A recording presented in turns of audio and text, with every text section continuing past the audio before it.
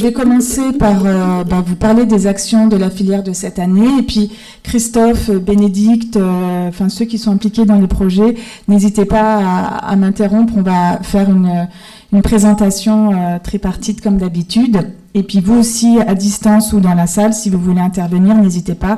On a du temps pour échanger. Donc cette première diapo vous rappelle que nous sommes un réseau. Donc on ne travaille pas tout seul, on travaille avec des multi-acteurs, des centres de référence, des associations de patients, des laboratoires d'analyse, des laboratoires de biologie, des partenaires institutionnels, les 22 autres filières de santé maladies rares, des partenaires institutionnels. Et ces actions sont pour certaines pilotées car elles sont inscrites au plan maladies rares. D'autres sont des actions qui sont portées par le groupe des autres filières de santé maladies rares. Et puis nous avons nos actions propres. Donc aujourd'hui, je ne vous exposerai pas l'ensemble de nos actions, mais certaines qui ont un petit peu plus d'intérêt pour vous. Donc je vous remets cette petite diapo pour représenter un petit peu qui est Brain Team. Donc c'est cette équipe projet qui s'articule autour du professeur Christophe Verny, de 2 chefs de projet, des chargés de mission, et nous accueillons cette année 2 nouvelles psychologues coordinatrices qui ont monté le centre de ressources psychologiques. Vous les connaissez, elles sont intervenues l'an passé. Et puis nous avons aussi cette année aussi, c'est nouveau, un déploiement d'attachés de recherche clinique pour un des gros projets qui nous est demandé par la DGOS. J'y reviendrai par la suite. Donc, comme je le disais, je ne vais pas aborder l'ensemble de toutes nos activités, ce serait beaucoup trop redondant. Vous les retrouvez décrites dans le rapport annuel de nos actions qui a été mis en ligne sur la page interactive dédiée à cette journée où vous allez retrouver beaucoup de documentation qui ont un trait aux présentations d'aujourd'hui et certaines documentations complémentaires. Donc, n'hésitez pas à y aller, c'est très facile à partir de la page d'accueil de Brain Team. Vous cliquez, vous arrivez sur cette page interactive et vous avez tous les documents que vous pouvez télécharger. N'hésitez pas à les relayer dans vos associations. Donc, je vais commencer par aborder un petit peu la continuité du déploiement opérationnel du plan maladies rares. Alors, j'ai barré effectif parce que là, cette année, c'est accéléré, puisqu'on arrive un petit peu à la ligne finale, puisque ce plan se termine l'an passé. Et il faut dire que cette année, on a senti un petit coup d'accélérateur de la part de la DGOS pour la mise en place de certaines grosses actions du plan. Donc, je ne vais pas les détailler. Vous connaissez cette diapo que je vous ai déjà présentée. Cette année, on a vraiment axé sur la mise en place de la grosse action impasse diagnostic. J'y reviendrai dans la poursuite de ce topo. On a énormément soutenu la production des PNDS, qui sont les recommandations de prise en charge qui sont rédigées par les centres de référence. L'accompagnement de nos équipes aussi pour construire leur programme ETP. Le renforcement toujours avec Isabelle Momy du médico-social. Et puis, on a lancé 2 gros projets Brain Team qui sont le centre de ressources psychologiques et puis le programme aidant. On y reviendra dans la journée. Alors, concernant la production des PNDS dans la filière, je suis obligée de faire un petit point d'étape parce que ce sont des choses qui vous intéressent directement en tant qu'association de patients. Un petit rappel pour vous dire que nous avions 16 dossiers présentés par les centres de référence qui avaient été sélectionnés dans l'appel à projet des GOS pour être financés pour pouvoir rédiger ces PNDS. Donc c'est vraiment une aide incitative pour les équipes des centres de référence pour pouvoir écrire des PNDS. Ça s'est fait en 2 campagnes, donc sur 2 années. La DGOS a financé sur 2 années.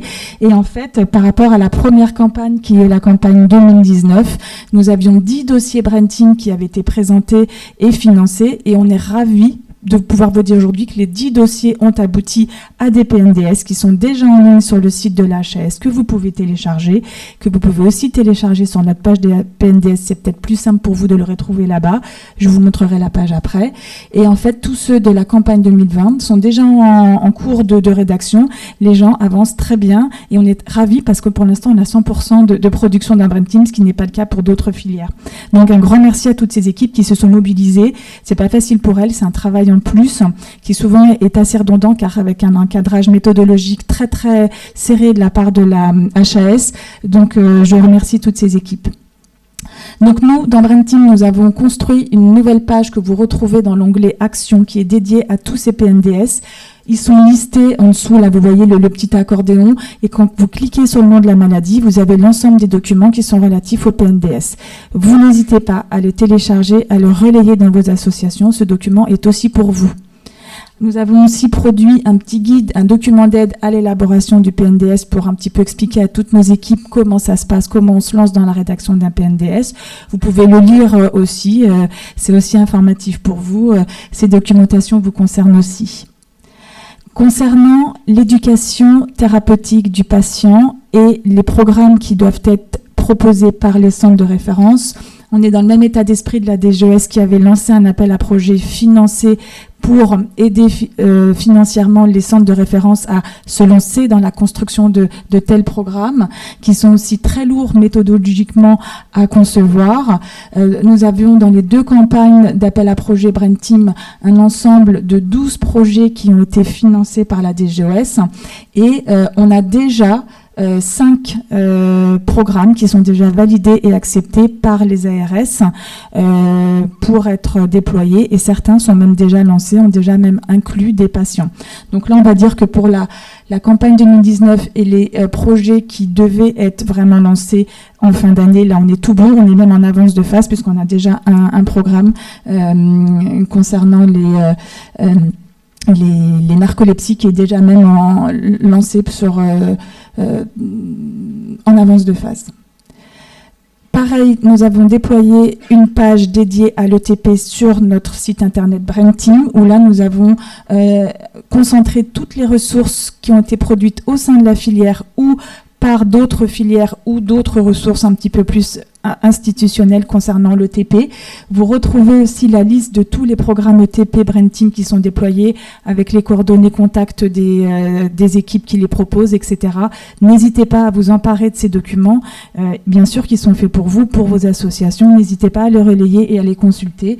Et tout ceci sera mis à jour régulièrement. Donc il faut vraiment que vous pensiez ces pages comme des objets ressources pour vous et vos associations. Je vais passer maintenant à un sujet d'importance pour la DGES concernant le plan maladie rare 3, qui est le plan France Médecine Génomique, qui s'inscrit dans une vraie volonté d'accès au séquençage génomique pour l'ensemble des patients maladies rares, pour accélérer le diagnostic, car vous le savez, très souvent, les diagnostics sont génétiques et très souvent, c'est là qu'on rentre dans un parcours souvent d'impasse diagnostique quand le diagnostic génétique ne peut pas être posé.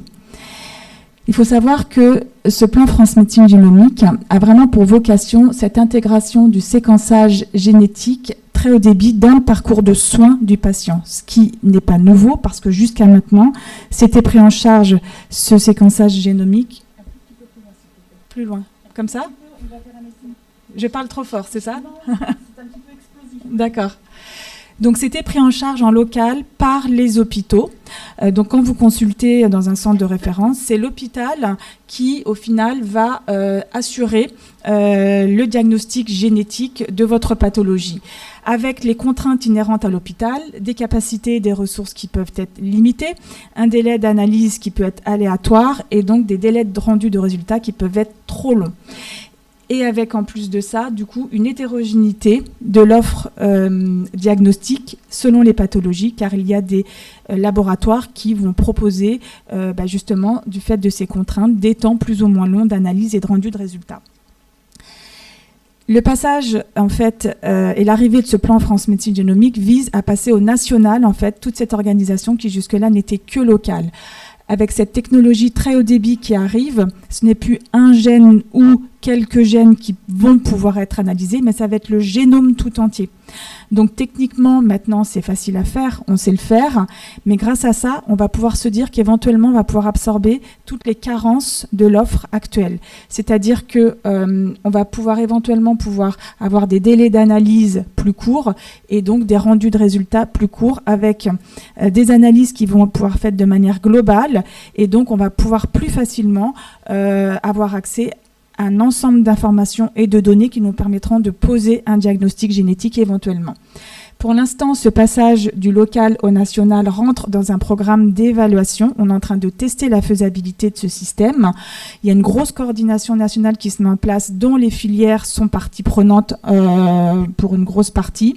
Et tout ceci devrait arriver à une qualité de rendu de résultats améliorée pour les patients et avec un bénéfice du coût qui normalement est en cours d'évaluation par la HAS. Et si ce modèle montre son efficacité, on va pouvoir arriver à une phase d'évaluation de ce plan et éventuellement aboutir à des remboursements par l'assurance maladie pour ces tests génétiques. Donc pour l'instant, la HAS a voulu tester cette organisation nationale avec certaines maladies rares qui ont été sélectionnées, qui ont été présélectionnées. Et nous, dans Brain Team, aujourd'hui, on a 6 préindications qui sont en test pour avoir un accès à ce diagnostic de génétique sur ces plateformes très haut débit. Et on en a encore 2 ou 3 en attente aussi dans Brain Team pour pouvoir être inclus dans ce système. Cette diapo, on ne va pas la lire en entier, c'est juste pour vous dire que sur l'ensemble en fait, des préindications maladies rares, il y en a 51 qui ont été sélectionnées dans la communauté générale des maladies rares. Donc nous, dans Brain Team, on en est à 6 et on va être, Bénédicte, si je ne me crois pas, à 7 ou 8 peut-être d'ici quelques mois. Préindications, donc groupe de maladies qui vont avoir accès à ces plateformes de séquençage très haut débit.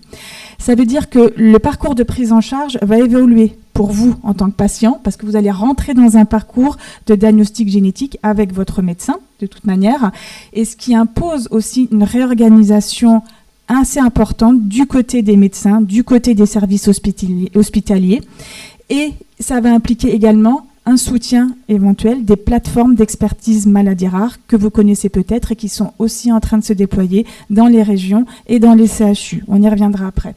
Tout ça pour vous dire que c'est au bénéfice du patient, mais que ça impose une organisation monstrueuse sur le terrain que nous sommes toujours en train de mettre en place, mais qui commence à porter ses fruits.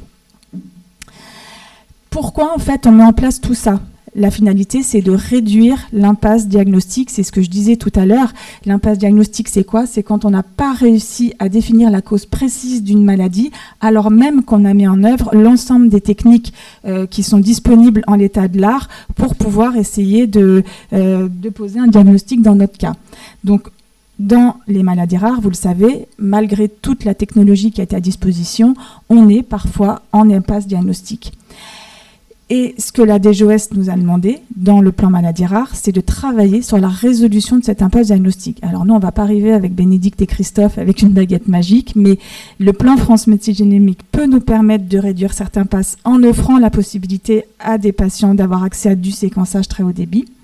Mais pour faire ça, qu'est-ce qu'il faut ? Il faut qu'on arrive à recenser déjà les patients maladies rares. Nous, on ne sait pas aujourd'hui, si je brosse un tableau global, qui passe dans le centre. Pour savoir qui on doit flécher vers ces plateformes, il faut qu'on sache qui passe dans nos centres. Aujourd'hui, les gens ne sont peu ou pas recensés dans les centres Brain Team, si je brosse un tableau rapide.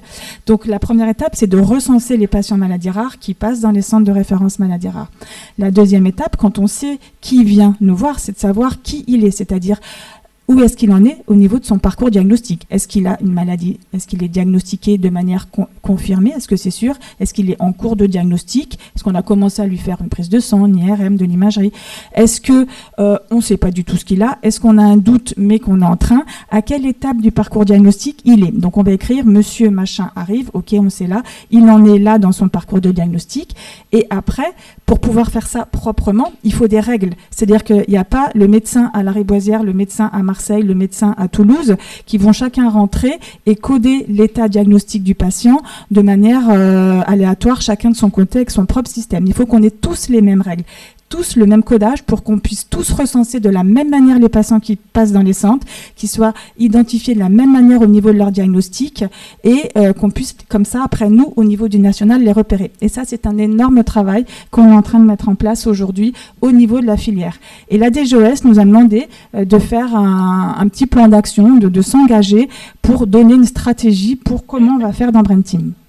Donc nous, en fait, ce qu'on a choisi, c'est de recruter justement ces attachés de recherche clinique, ces techniciens, qu'on va déployer dans des centres que l'on a identifiés qui avaient le plus de besoins par rapport à leur file active ou à leurs outils informatiques dans leur CHU pour pouvoir faire cette saisie. Et donc pour l'instant, on a déployé des techniciens sur Paris. Aussi, c'est là qu'on a le plus de centres de référence, sur Angers et sur Montpellier, parce que c'était là qu'on avait aussi le plus gros besoin. Et puis là, c'était pour cette première année. Ils sont déjà tous en place depuis le mois de mai, depuis le mois de septembre. Ils ont commencé à aller aider les centres de référence, les centres constitutifs et même des centres de compétences pour entrer et saisir les patients qui passaient dans leur centre au niveau de d'un logiciel, on va dire, informatique, qui nous permet de rassembler l'ensemble des patients maladies rares dans une même base de données. Donc là, pour l'instant, nous, en tant que filière Brain Team, par rapport à d'autres filières, on est largement dans le planning que l'on avait exposé, notre calendrier de déploiement qu'on avait donné à la DGOS. Et nous, tout va bien pour l'instant. Et les ARC font un gros travail. C'est Bénédicte qui coordonne un petit peu leur travail de saisie, de codage, parce qu'ils font ça grâce à une petite caisse à outils Brain Team spécifique qui a été construite. Donc Bénédicte a fait un gros travail de génération de fichiers, de code ORFA, de codification des maladies, de fichiers d'assertion diagnostique pour centre par centre. On a travaillé, qu'est-ce que ça veut dire pour vous, un diagnostic confirmé, un diagnostic en cours, un diagnostic indéterminé. Et grâce à toutes ces règles de codage qui ont été mises en place, qui sont extrêmement stringentes et extrêmement détaillées, eh ben, tout le monde va pouvoir coder à peu près de la même manière, mais il faut quand même aller vérifier, continuer à éduquer les gens, vérifier que la qualité des données colle avec ce que nous on a fait, etc., pour pouvoir ensuite les analyser, sinon ça n'a pas de sens. Donc ça, c'est un gros travail qui nous a occupé une grosse partie de l'année. Alors, premier petit bilan préliminaire que l'on peut vous présenter aujourd'hui, c'est qu'aujourd'hui, on a compté hier avec Bénédicte, on a à peu près 15 centres, tout confondu, hein, coordonnateurs constitutifs ou compétences, qui sont aujourd'hui aidés directement par nos ARC et nos tech. Ça va évoluer. Là, c'était le début. Il y a des centres qui n'ont pas besoin d'aide parce qu'ils arrivent à être autonomes dans cette activité de saisie et d'entrée de données. D'autres qui ont besoin de soutien. Donc nous, là, notre travail à Bénédicte et moi, c'est de repérer les centres qui ont un besoin et dans lesquels on doit déployer notre aide. Donc aujourd'hui, dans Brain Team, c'est 15 centres. Ça veut dire quoi en termes d'impasse diagnostique? C'est que grâce à ça, nous, on commence à repérer les patients qui sont en impasse diagnostique. Les patients qui n'ont pas reçu de diagnostic quand ils passent dans les centres de référence alors qu'ils reviennent et qu'ils viennent et qu'ils reviennent. Grosso modo, au 1er septembre 2021, la BNDMR, qui est la Banque nationale de données maladies rares, on a demandé une extraction de nos chiffres pour Brain Team. Et avec Bénédicte, on a calculé qu'en gros, on était à 10% des dossiers qui étaient déclarés et entrés dans Brain Team, qui étaient déclarés en statut diagnostic indéterminé. C'est la petite barre rose qui est à droite de l'histogramme. La barre noire à gauche, c'est le pourcentage, le nombre de cas qui sont déclarés confirmés au niveau du diagnostic. En bleu clair, c'est ceux qui sont en cours de diagnostic. En bleu encore plus clair, c'est probable. Et plus en rose, ce sont les indéterminés. Ces chiffres-là, aujourd'hui, ils sont obsolètes parce qu'ils datent du mois de septembre, donc ils sont faux. Ne les retenez pas par cœur, ça n'a aucun sens. Mais c'est pour vous donner un exemple de ce qui se passait au 1er septembre. Au 1er septembre, on avait déjà 900 dossiers qui étaient considérés en impasse diagnostique par les centres de référence qui avaient rentré. Et je ne crois pas me tromper en disant qu'on était presque à 8000 entrées au 1er septembre, 8000 dossiers entrés. Donc oui, c'est ça. En tout cas, c'était à peu près 10%. Donc, ce qui est dans la norme, entre guillemets, quand on compare aux autres filières. On n'est pas une filière dans laquelle on a un taux d'impasse diagnostique énorme. Il y a des filières qui n'ont pas d'impasse diagnostique, c'est parce que ils ont des pathologies qui n'appellent pas d'impasse, mais nous, on fait partie de ces filières. Quand on regarde maintenant, puisqu'on arrive à voir, en analysant un petit peu les chiffres, qui est caché dans cette petite barre rose de diagnostic indéterminé. Donc, si on regarde ce qu'il y a à l'intérieur de cette petite barre rose, on peut, nous, aller voir quels sont les centres de référence qui ont déclaré ces patients en état de diagnostic indéterminé.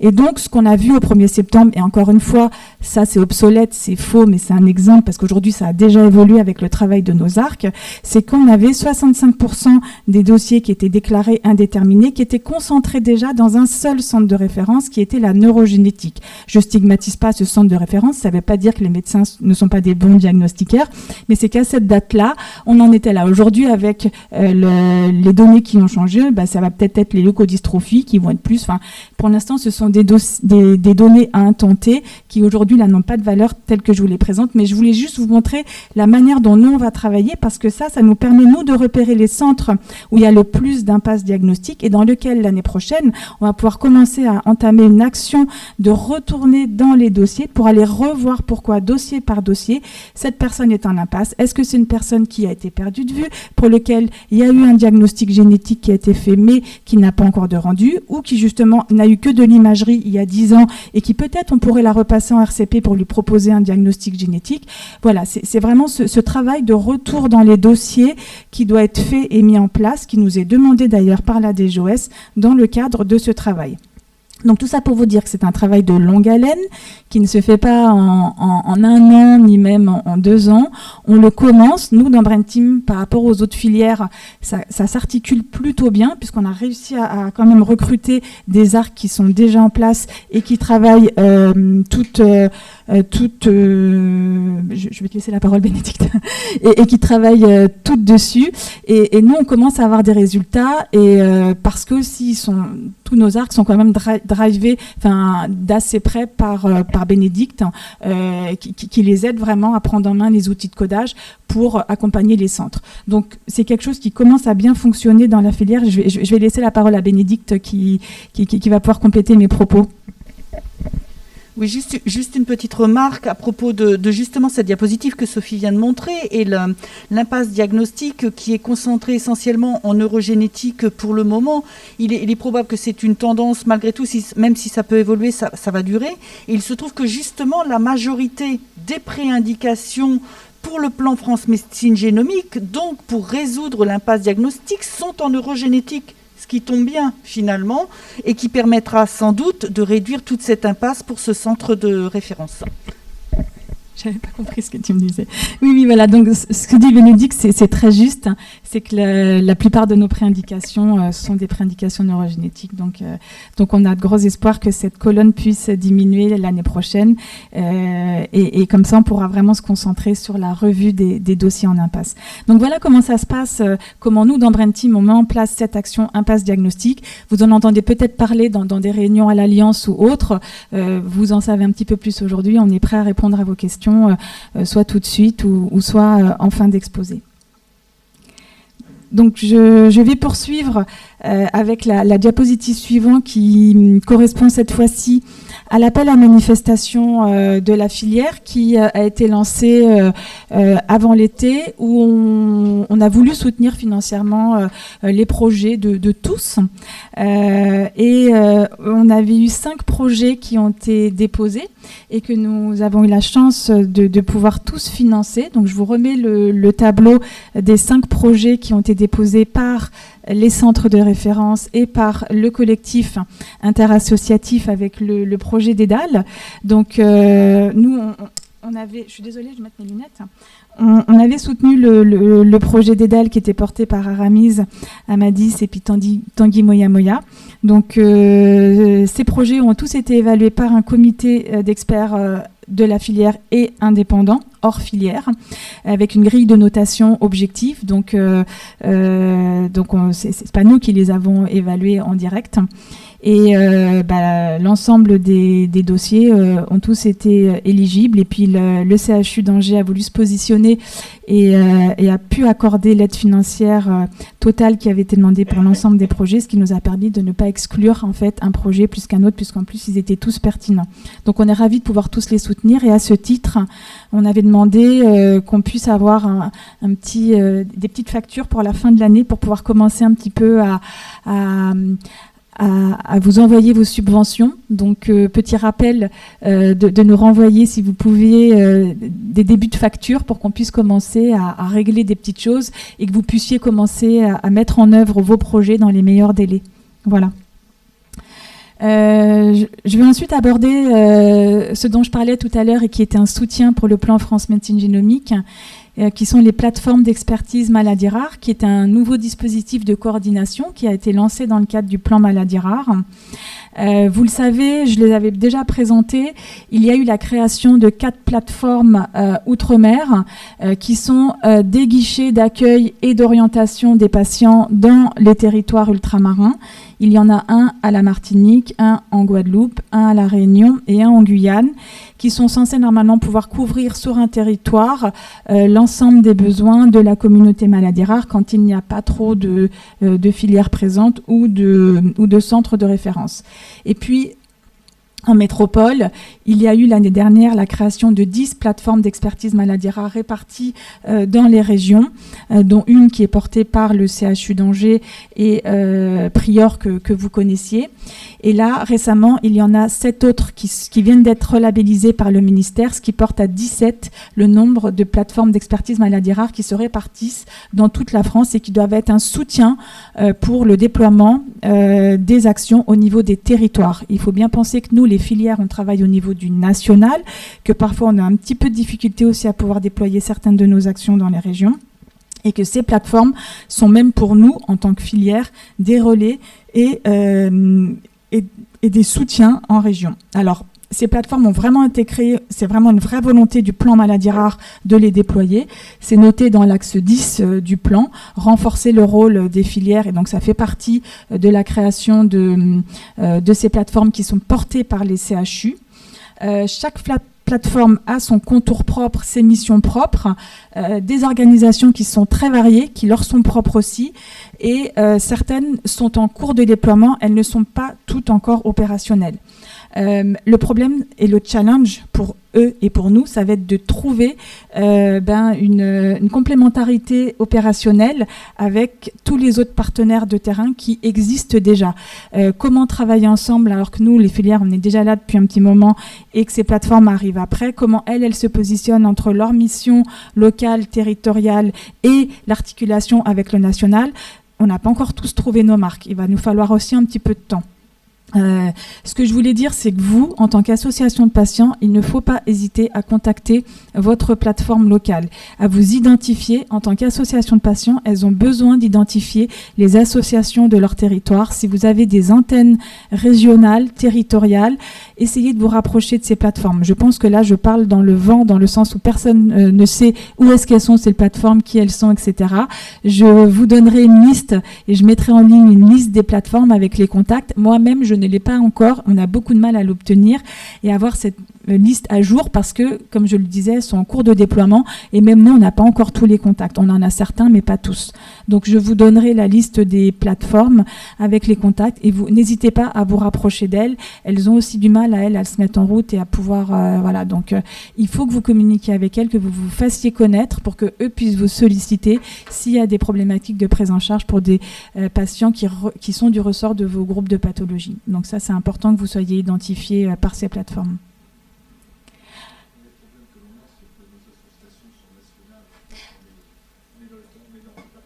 Alors, Hubert Delarocque voudrait intervenir. On va lui donner le micro pour que tout le monde puisse entendre. On n'est pas localisé que dans un seul centre. On est sur toute la France. Donc en fait, il faudrait qu'on s'identifie dans la totalité des plateformes et non pas simplement dans une seule, comme aujourd'hui c'est un petit peu le cas. Exactement. Si vous avez diverses antennes régionales, il ne faut pas hésiter à s'identifier dans les plateformes qui relèvent de vos antennes, parce que plus la plateforme a de référents locaux, plus elle sait solliciter les bons partenaires pour des projets ou pour des réorientations quand il le faut. Donc ça, il ne faut pas hésiter, et je mettrai sur la page interactive de la journée, demain peut-être, la liste, on va dire transitoire, que j'ai moi des plateformes et des contacts, et puis on essaiera de la laisser quelque part sur notre site internet et on la mettra à jour régulièrement, donc n'hésitez pas à aller la consulter, et si vous avez une question, vous nous écrivez directement à Bénédicte et moi, on vous répondra comme on le fait d'habitude. Tout ça pour vous dire que vous voulez intervenir, madame? Alors, il y a une intervention. Bonjour, madame Lucas.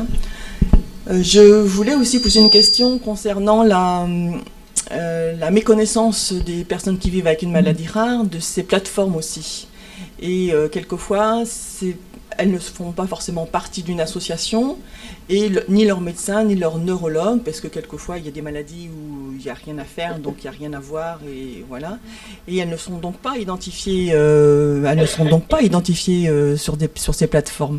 Et elles n'en ont pas la connaissance, ni les médecins n'ont pas la connaissance, justement, sur ce besoin ou cette demande d'identification.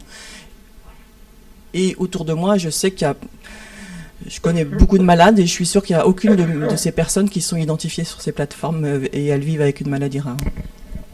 En fait, les plateformes n'identifient pas les patients en direct. Une plateforme, c'est un outil de coordination, un petit peu comme nous, une filière, qui coordonnons des actions du plan maladie rare au niveau du territoire. Donc, ne pas connaître les patients individuellement, c'est pas le rôle des plateformes. Par contre, ce qui est important, c'est que les centres de compétences, surtout qui relèvent du territoire de la plateforme, vous connaissent en tant qu'association de patients et qu'en retour, les patients de vos associations puissent savoir qu'aujourd'hui, il existe un dispositif de déploiement territoriaux vers lesquels ils peuvent se tourner aussi s'ils ont des questions, des interrogations ou des besoins d'orientation. Mais c'est pas grave si l'ensemble des patients maladies rares ne sont pas référencés dans les plateformes parce que de toute manière, c'est pas leur rôle. Le référencement, entre guillemets, des patients passe par les centres de référence quand ils consultent ces patients des centres de référence. Et vous l'avez noté, tous les patients atteints de maladies rares ne sont pas non plus pris en charge dans les centres de référence. Ça, on le sait. C'est comme ça. Il n'y aura jamais 100% des patients maladies rares qui seront recensés en France parce que 100% des patients maladies rares ne passent pas par les centres de référence. C'est un fait, c'est comme ça. Et plus on a, mieux c'est. Mais on ne pourra jamais atteindre cette exhaustivité. Merci d'avoir répondu et d'avoir éclairé aussi ma question sur la méconnaissance entre plateformes. Il y avait une autre question de Madame Gestin. Oui. Il y avait Madame Gestin et puis après Monsieur Grandet. Oui, par rapport à ces plateformes. Alors moi j'ai assisté à la présentation de la plateforme Rarebraze, donc Bretagne. Et en fait, moi la première question qui m'est venue, c'est un double emploi. Vraiment, hein. Et c'est bien la question que j'ai posée également. J'ai dit, mais on a déjà les filières. Donc là, on nous rajoute... Alors, je vais être très claire. Hein, on nous rajoute plateforme, en sachant que déjà, les centres de référence, comme disait madame, hein, c'est exactement ça. Tous les patients n'y arrivent pas. On a eu encore le cas. J'ai eu Odile vendredi. Elle était avec une famille. Le gamin, il avait à peu près 10-11 ans. Jamais vu par le centre de référence. Donc, on a des situations catastrophiques. Et à côté de ça, on nous monte des plateformes qui vont... pour nous, ça va être à Rennes. Alors, excusez-moi, mais on n'habite pas tous près de Rennes. En plus de ça, au niveau des associations, on n'en a pas énormément puisqu'on est dans le cadre des maladies rares. Moi, j'ai vraiment l'impression que là, on est vraiment dans un double emploi. Et j'ai peur que, en fait, les deux fassent la même chose. Et qu'on arrive, en fait, où on aura toujours cette errance diagnostique auprès de nos malades. Et qu'en fait, j'ai pas l'impression qu'il y ait vraiment un travail de fait pour informer les CHU, pour informer les médecins de ville, etc., etc. Donc voilà, là moi je mets un bémol parce que j'ai intégré le groupe parce que je veux vraiment voir vers où on va. J'ai assisté à une réunion où en fait je me suis retrouvée avec des professionnels de la santé. J'avais pas ma place. Donc c'est quand même assez problématique. Alors, et j'ai peur de ça. Je donnerai la parole, Monsieur Grandet, après. Je réponds à Véronique Gestin. Quand les plateformes sont arrivées, on s'est posé la même question. C'est une question qui est légitime. On se demande encore une couche au millefeuille, à quoi ça sert, etc. Nous, au niveau des filières de santé maladies rares, on a pris l'arrivée des plateformes d'expertise maladies rares comme une opportunité de pouvoir faire dans les territoires ce qu'on n'arrivait pas à faire au national.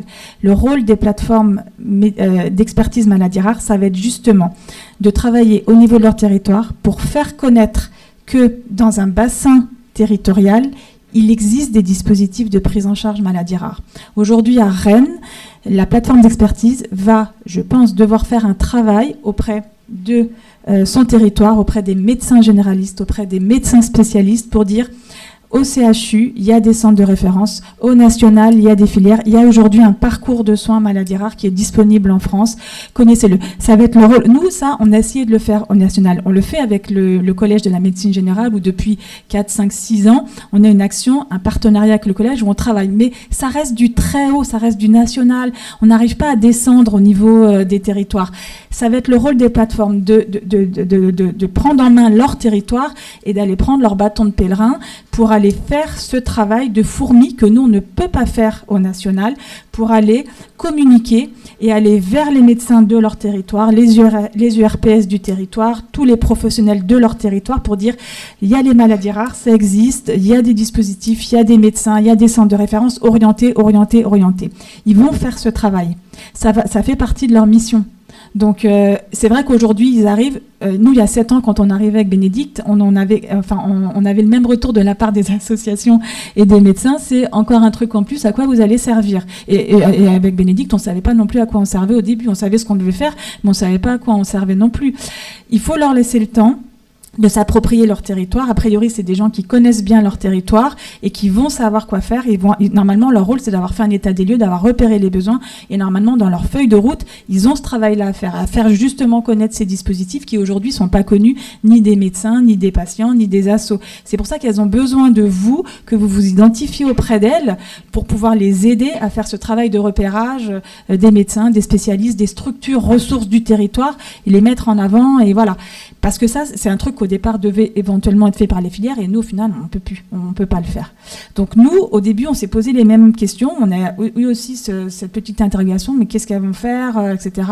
Et puis au final, c'est une vraie opportunité de faire ce que nous, on ne pouvait plus faire. Et même pour le déploiement de nos ARC et de nos techs dans les régions, on s'est aussi pas trop dans Brain Team, mais plus pour d'autres filières, basées sur justement la plateforme Rarebraze, qui a vraiment coordonné le recrutement des ARC et des techs pour certaines filières, en mettant des 0,3 ETP par-ci, 0,2 ETP, c'est équivalent temps plein, pour un petit peu coordonner le recrutement de ces personnels qui sont très difficiles à recruter dans nos CHU, pour justement pouvoir les mutualiser et qu'il y ait un gros travail commun qui puisse être fait au niveau du CHU. Donc nous aussi, on travaille avec elles sur d'autres aspects, dont l'impasse diagnostique, et du coup, le lien va tout être trouvé, mais je vais laisser la parole à Monsieur Grandet qui avait une question. Oui, c'est une question, un témoignage. Moi, à titre personnel, j'ai été contacté quand il y a eu la création d'une plateforme Paris Nord. Paris Nord qui regroupe les 5, 6 ou 7 hôpitaux, là, donc qui est basé à Robert-Debré. Il y a bien sûr Lariboisière dedans, donc le centre de référence. On a été contacté, tu étais dedans, je crois aussi, pour la création, etc., par visio, puisqu'à l'époque, on faisait que de la visio. Donc on a été quand même associés. Donc c'est Marine Eskenazi, Simon c'est ça, exactement.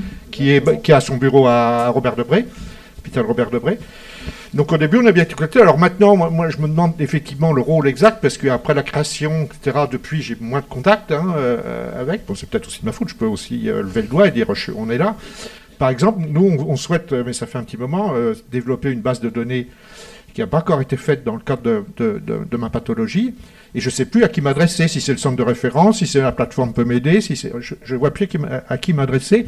J'ai plus bien en tête le rôle de tout ça. Est-ce qui peuvent m'aider qui peuvent aider, qui peuvent mettre quelqu'un sur ce problème, où je dois passer par mon centre de référence, par vous, juste pour développer une base de données, puisque nous, on n'en est que là. On n'a pas encore développé une base de données pour pouvoir identifier un peu tous les malades, etc., et voir un peu comment on peut structurer ça. Donc, juste pour dire qu'on a été quand même associé à la création de la plateforme, mais à titre personnel, depuis, c'est un peu plus flou, quoi. Je crois que Christophe Vernet voulait intervenir pour compléter peut-être les échanges. Et où je suis surpris, c'est que par rapport à la plateforme, ça me semble assez localisé, parce que Paris Nord, alors il va avoir beaucoup de plateformes comme ça, Paris Nord, Paris Centre, etc., parce qu'il n'y a que 6 ou 7 hôpitaux là-dedans, à PHP, dans cette plateforme. Donc à Paris, il y a beaucoup plus d'hôpitaux que ça.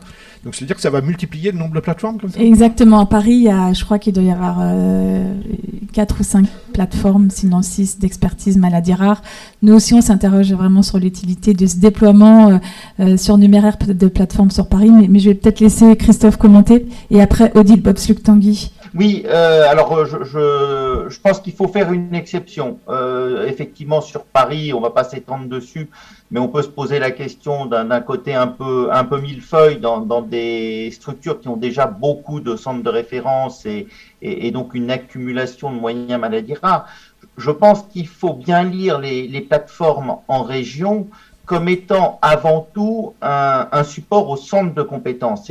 Ça a été aussi dans la volonté de la DGOS qui a eu cette volonté d'une déclinaison transversale par pathologie au niveau national, c'est les filières, et puis d'avoir une déclinaison locale. Mais dans la déclinaison locale, c'était surtout apporter un soutien aux centres de compétences qui, je vous le rappelle, n'ont aucun moyen et doivent se raccrocher, je dirais, avec les ondes comme ils peuvent aux démarches maladies rares sans aucun moyen dédié. Et l'idée, c'est que ces plateformes puissent leur apporter la mutualisation de quelques moyens. Donc effectivement, si vous travaillez dans une région où, par exemple, il y a un centre de référence maladies rares, ou si comme association, vous êtes déjà en lien avec une filière comme vous l'êtes puisque vous êtes ici, je comprends que ça puisse vous paraître peut-être moins utile, moins important. Je pense que les plateformes sont avant tout dédiées aux associations qui n'ont aucun référent maladies rares dans le territoire de santé sur lequel ils sont, aucun contact, les centres de compétences qui sont avec quelques dizaines de patients et beaucoup de difficultés pour intégrer toutes les démarches, les PNDS, les programmes d'éducation thérapeutique. Vous voyez, je pense qu'il faut plutôt voir ça comme un soutien aux petits qui ont de grandes difficultés plutôt que de renforcer les filières, de renforcer les centres de référence qui, eux, ont déjà des moyens et sont dans une autre dynamique. Odile Bobslug-Tanguy voulait aussi intervenir et commenter, peut-être pour la plateforme Paris Nord. Odile ? Oui, donc je partage un tout petit peu l'avis de nos collègues de Bretagne, parce que dans Paris Nord, on n'a pas bien compris à quoi ça servait, hein, je vous le dis franchement. Hein. Et il faut quand même pas oublier qu'au passage, l'AP nous prend une partie de nos financements. Déjà, l'AP a tendance à garder nos financements et justifie le fait qu'il nous prélève je ne sais pas combien de pourcents pour pouvoir soi-disant animer ces plateformes. On parle d'une base de données. Moi, la seule chose que ça a eu, c'est que j'ai une base de données qui m'est indépendante. On a besoin d'avoir un financement pour pouvoir la continuer, la poursuivre. Et ben, ils nous ont expliqué que maintenant, il fallait passer par un système qui avait la paix et que on n'avait pas besoin du coup de financer sur le centre de référence l'entretien de la base de données. Alors, en faire une, là, on peut oublier, hein, parce que depuis le temps que la paix nous dit qu'elle va être très très bonne pour nous faire des bases de données pour les maladies rares. Donc, je suis un peu étonnée. Je pense que Christophe a raison quand il dit que ça permet de récupérer peut-être des gens qui sont dans des situations où c'est moins clair, comme les centres de compétences, etc. Aujourd'hui, moi, j'ai eu le sentiment à la PHP7 qu'on a surtout répondu à un appel d'offres qui nous permettait d'avoir un peu de sous, sur lequel on peut en plus mettre des sous qu'on prend sur les centres de référence. Donc, franchement, je ne sais pas trop à quoi ça sert, et pour moi, c'est vraiment un millefeuille parmi les millefeuilles. Hein. Mais, comme tu dis, Sophie, je veux bien attendre pour voir ce que ça va donner. On va voir, on est d'accord. En tout cas, nous, on a essayé de travailler avec eux. Donc, on a fait une première réunion entre toutes les filières et toutes les plateformes pour se connaître, un petit peu savoir qui fait quoi, qui veut faire quoi, etc. Moi, je suis intervenue au titre de l'interfilière pour leur présenter à toutes ces plateformes quels étaient le contenu de tous les groupes de travail interfilières et qu'est-ce qu'on produisait, comment on travaillait pour qu'ils sachent quoi faire et qu'ils ne réinventent pas ni la roue ni l'eau chaude, parce que ce serait pas très intéressant. Et puis, on a organisé avec la DGOS une réunion acteurs dans les territoires au mois de septembre, auquel ils étaient bien sûr conviés avec l'ensemble des autres acteurs dans les territoires. Donc, ils commencent petit à petit à prendre leur marque, à savoir qu'est-ce qui se fait déjà dans les filières et ailleurs. Donc, voyons voir et puis on verra. En tout cas, moi, ce que je voulais dire aujourd'hui par rapport à ces plateformes concerne les plateformes outre-mer, puisque nous avons passé une semaine avec Christophe Verny la semaine dernière à la Martinique pour aller un petit peu visiter et évaluer la mise en place justement de la plateforme Outre-mer Martinique et le centre de référence Caraïbes qui comprend, outre le neuromusculaire, pas mal des pathologies de brain team. Et ce qu'on a remarqué, c'est qu'ils étaient dans quand même des difficultés de mise en place et des difficultés de déploiement opérationnel criants, avec un fort besoin de soutien qui est encore plus qu'en métropole, vous l'imaginez bien, mais il faut vraiment y être pour le croire, et qu'ils ont un besoin de soutien associatif aussi. Ils n'identifient pas d'association de patients, alors qu'il y a des patients neurogénétiques en Martinique, par exemple. Ils sont en déficit de soutien associatif. Il y a une petite dame qui essaye comme ça de comptabiliser sur un carnet. Tiens, j'ai vu un ataxie. Tiens, j'ai vu un machin. Et c'est tout, quoi. Il y a pas de structuration. Les patients sont un petit peu laissés à l'abandon. Il n'y a surtout pas de délégués régionaux de l'Alliance Maladies Rares. Ce qui a été une grande surprise de voir que l'Alliance n'était pas représentée du tout là-bas. Je pense que pour ceux qui sont à l'Alliance, qui ont des contacts à l'Alliance, ça peut être remonté. Ils ont encore plus besoin d'avoir la présence de l'Alliance là-bas pour les aider à se structurer. Il ne faut vraiment pas les oublier. Dans vos associations aussi, essayez de ne pas les oublier. Je ne sais pas comment vous fédérez les territoires ultramarins. C'est vrai que nous, dans Brain Team, on n'a pas été non plus un exemple pour ça, mais maintenant qu'on y a mis les pieds, on se rend compte et qu'ils ont vraiment besoin de notre aide à la coordination, ne serait-ce que du passage d'infos, quand on leur envoie des newsletters, des choses comme ça. C'est déjà beaucoup pour eux, ça les aide à se structurer, et ils essayent de faire tout un petit peu tout seuls. C'est peut-être leur caractère insulaire qui veut ça, mais même s'ils demandent rien, ça ne veut pas dire qu'ils ont besoin d'aide. Donc il faut vraiment penser à eux. Je ne sais pas si Christophe veut compléter mes propos pour un petit peu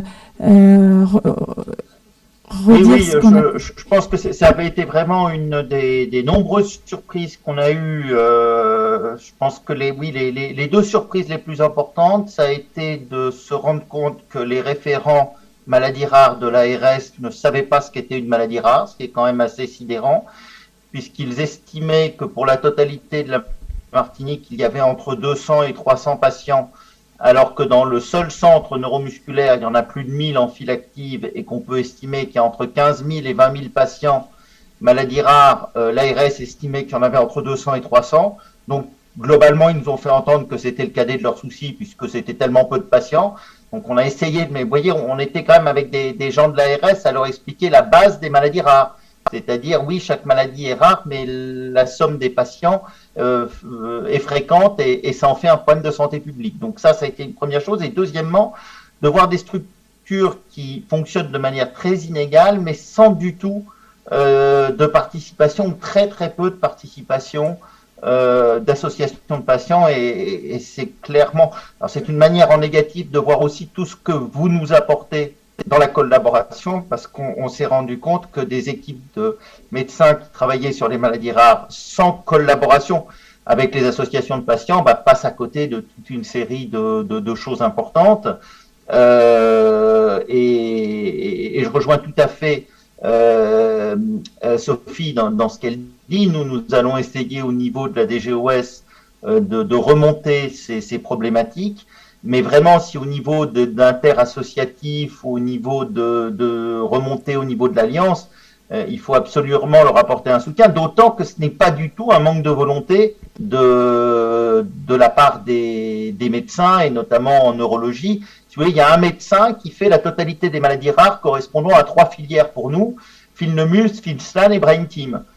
Et ce médecin a une seule correspondante qui visiblement est un peu toute seule pour essayer de tout faire, et il serait très demandeur d'avoir d'autres liens et de pouvoir fédérer un peu tout ça. Donc la sensibilisation de l'ARS, il y a du boulot, mais il faut absolument qu'on arrive tous ensemble à mettre une dynamique entre médecins et associations dans les Outre-mer.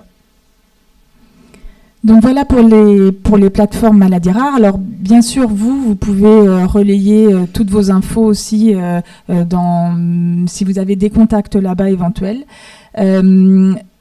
Je vous fais un petit focus sur la documentation utile que vous pouvez utiliser dans vos assos. Donc je le remets toujours, c'est le site interfilière sur la transition. C'est Neurosphinx, la filière Neurosphinx qui anime ce groupe interfilière et qui met à jour ce site. Donc là, ils sont en train de retravailler sur ce site, donc il devrait y avoir une mise à jour des infos. Donc allez-y. Le livret qui est extrêmement bien fait, qui a été fait en interfilière sur les 5 dimensions de la transition, dont vous pouvez aussi vous emparer dans vos associations. Le site internet concernant l'annuaire des programmes d'éducation thérapeutique des patients dans les maladies rares que vous pouvez consulter, c'est classé par filière et par ordre alphabétique de programme aussi. L'infographie dynamique en ligne qui existe toujours et qui peut-être un jour va pouvoir être mise à jour si on arrive à retravailler avec Maladies Rares Info Service, et on espère qu'on pourra un petit peu retravailler dessus prochainement. Bien sûr, notre livret, le petit annuaire des filières de santé maladies rares qui vous aide, qui est mis à jour régulièrement. On le remet à chaque fois aussi sur notre site internet, la dernière mise à jour. Donc n'hésitez pas à y aller régulièrement parce qu'il y a toujours des petits ajustements, des changements de nom, d'animateurs de filières, de mails, etc. Et puis, une brochure que l'on vient d'éditer en interfilière avec le comité éditorial qui explique qu'est-ce que c'est que le séquençage du génome. Je suis patient, je consulte dans un centre de référence, on me propose de rentrer justement et de séquencer mon génome. Pourquoi on me propose ça? À quoi ça sert? Quel va être le parcours de mon échantillon? Comment ça va se passer? Cette brochure est à destination des patients pour expliquer le diagnostic génomique et elle est adjointe d'un petit flyer séquençage du génome qui peut être présenté par le médecin pendant la consultation d'explication et d'annonce de cette proposition de diagnostic. Donc, ce sont des livrets qui normalement vous sont remis pendant la consultation par le médecin, mais vous pouvez déjà aussi, on l'a mis en ligne sur notre page interactive de la journée, vous pouvez l'utiliser pour, si vous voulez faire un article sur l'arrivée du séquençage génomique dans vos associations, n'hésitez pas à vous emparer de ce. Alors, ils ont été validés par le plan France Médecine génomique. On ne l'a pas écrit que dans notre petit coin. Ça s'est fait vraiment en interfilière, validé par la direction du plan France Médecine génomique. Et puis, on est très contents, notre portail unique, site internet filières. Donc il y avait 23 sites internet pour les 23 filières, ils existent toujours, n'ayez pas peur, mais c'était pas très visible et pas très clair quant à l'orientation pour des professionnels, on va dire, étrangers aux maladies rares, que ce soit des spécialistes ou des médecins généralistes.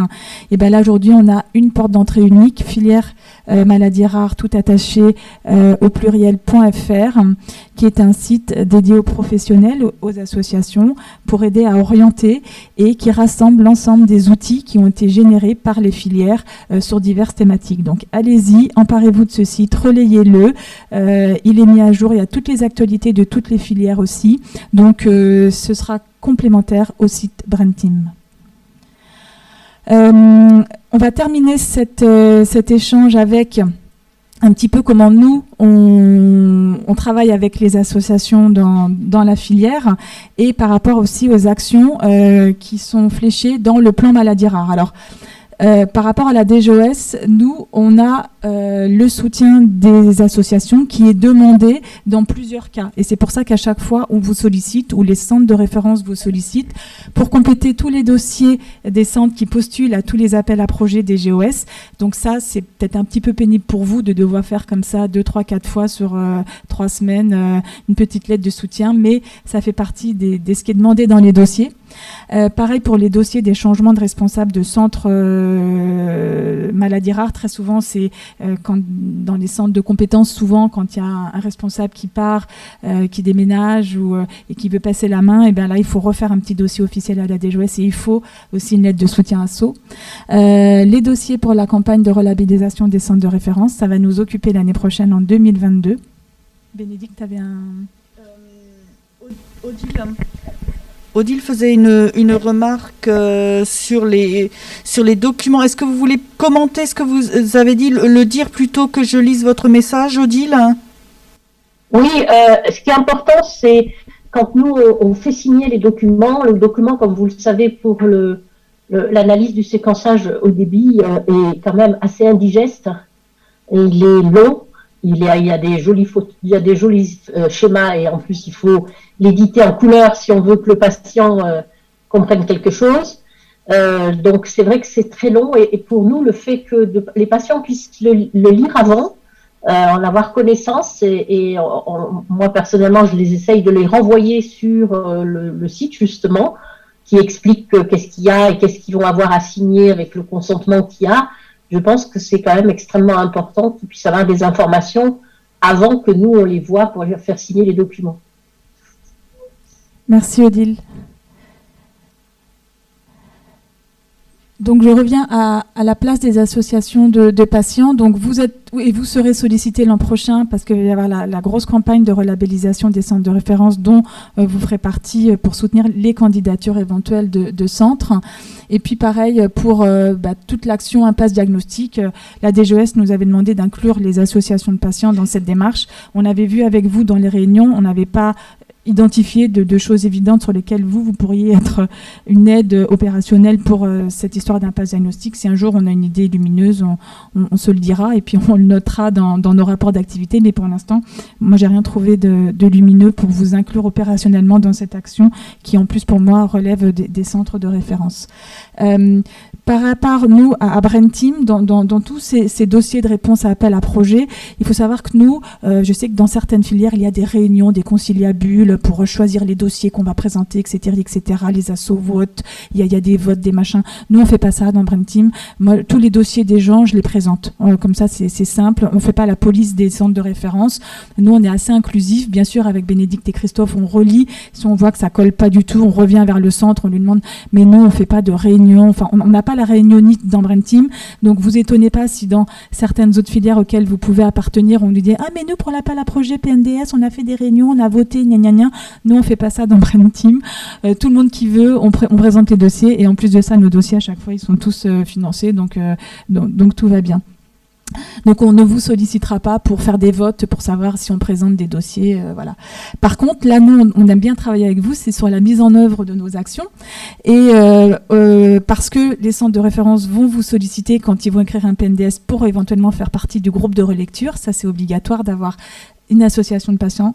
Pareil pour la construction des programmes d'éducation thérapeutique des patients où on demande aussi aux associations d'être participantes dans la rédaction du programme et parfois dans la dispensation de certains des modules. Et puis nous, dans notre projet aidant dans Brain Team, où on co-construit ce projet avec nos membres associatifs et j'y reviendrai cet après-midi. Après, au niveau de l'Alliance Maladies Rares, l'Alliance, en fait, sollicite également certains représentants associatifs dans les filières pour avoir un relais et une visibilité des actions dans le cadre de nos avancées pour le plan Maladies Rares 3. Donc, nous, dans Brain Team, c'est Hubert Delarocque que je remercie beaucoup, qui s'y colle, donc qui est convoqué à l'Alliance et qui représente, en fait, l'Alliance et qui est interrogé sur l'avancée de nos actions, que ce soit nos actions ou notre gouvernance. Donc peut-être 2 mots, Hubert, si vous voulez compléter ce que je dis. Donc voilà. Donc nous, c'est vraiment comme ça que l'Alliance, que nos associations travaillent avec nous à ces niveaux. Hubert, je vous laisse la parole. Alors je vais faire simple. Hein. Je pense qu'on est une équipe. Donc notre problème, en fait, c'est qu'on ne fasse pas 2 fois la même chose et qu'on soit bien informés les uns les autres. Donc l'Alliance, effectivement, nous sollicite pour savoir ce qui se passe dans les filières. Bon, on lui dit, Sophie, on est en liaison avec Sophie, et donc pour le faire. Bon, je pense qu'on ne peut pas faire... Il faut pas que l'on croie qu'on va faire des choses qu'on n'est pas capable de faire. Quand quelqu'un est capable de faire quelque chose, tant mieux, laissons-le. Maintenant, ça n'empêche pas de s'informer. Donc, en fait, pour moi, c'est plutôt au titre information, éviter les conflits qu'autre chose que... Voilà, sachant que, il y a, comme tu le disais, Sophie, il y a des trucs sur lesquels on n'est absolument pas compétent. Donc, c'est pas la peine de s'y atteler. On est d'accord.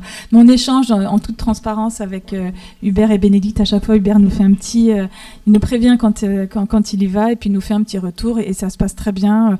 Tonnerre, nous, on est complètement transparent avec vous lors de cette journée, mais lors de toutes nos journées Brain Team. Donc, il n'y a absolument aucun souci. Je vais répondre à un commentaire de Claudie Balédier sur le chat qui fait suite au constat des difficultés de l'outre-mer. En tant qu'association, l'association reçoit des demandes et des aides possibles pour les patients du Maghreb en totale déshérence. Comment ça se passe? Comment c'est possible? Alors, le Maghreb ne fait pas partie du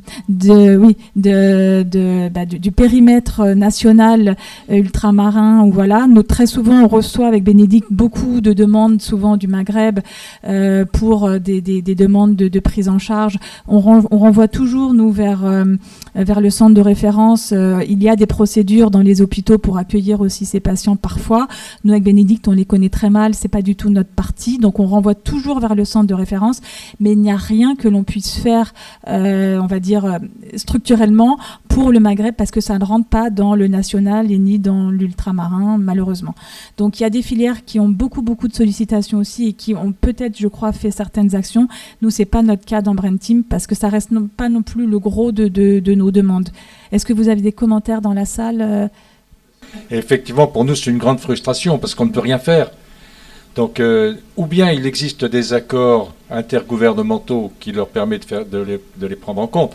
D'autant plus que les personnes, ce qu'ils veulent, c'est qu'on prenne en compte l'opération. De surcroît, il y a un vrai problème, c'est que comment ils ont été diagnostiqués là-bas, on n'en sait rien. Donc l'idéal, ce serait probablement d'avoir un programme de formation des médecins au Maghreb, parce que sinon on est désorienté. Alors je voudrais ajouter quelque chose sur l'ultramarin. Il y a un territoire qui a été complètement oublié, c'est la Nouvelle-Calédonie. Alors bien sûr, il sera peut-être plus français bientôt, mais dans l'immédiat, il l'est. On est d'accord.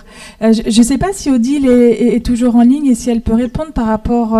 je crois qu'il y a des accords passés à la PHP avec justement le Maghreb pour accueillir dans certains cas des patients, mais je connais très bien. Alors, nous, pour les leucodystropies, grâce à l'INSERM et à la recherche, on avait pu développer un réseau qu'on appelait Leuco-Tunisie, Leuco-Maroc et Leuco-Algérie qui est moins développé, c'est-à-dire d'essayer de former des médecins à diagnostiquer ces maladies et ensuite, du coup, on a des RCP qui sont un peu spécifiques pour ces médecins qui ont fait l'effort d'essayer de faire des diagnostics et c'est vrai qu'on arrive à leur faire des diagnostics quand ils sont en difficulté sur le plan biologie moléculaire.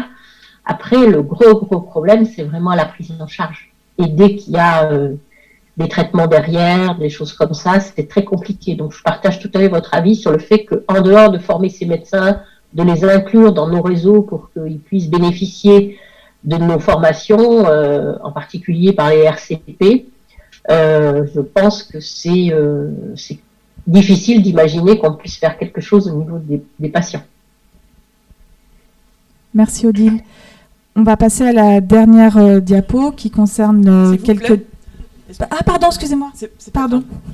Je voulais aussi dire qu'on peut joindre aussi Maladies Rares Info Service qui renseigne aussi et qui donne des pistes pour les gens qui sont loin d'ici et des téléphones ou des organisations spécifiques. Donc le téléphone, je vais le mettre sur le... Il est sur la page d'accueil de Brain Team. Et ben voilà, donc je pense que là aussi, on peut trouver des pistes aussi. Oui, merci beaucoup pour cette précision d'importance.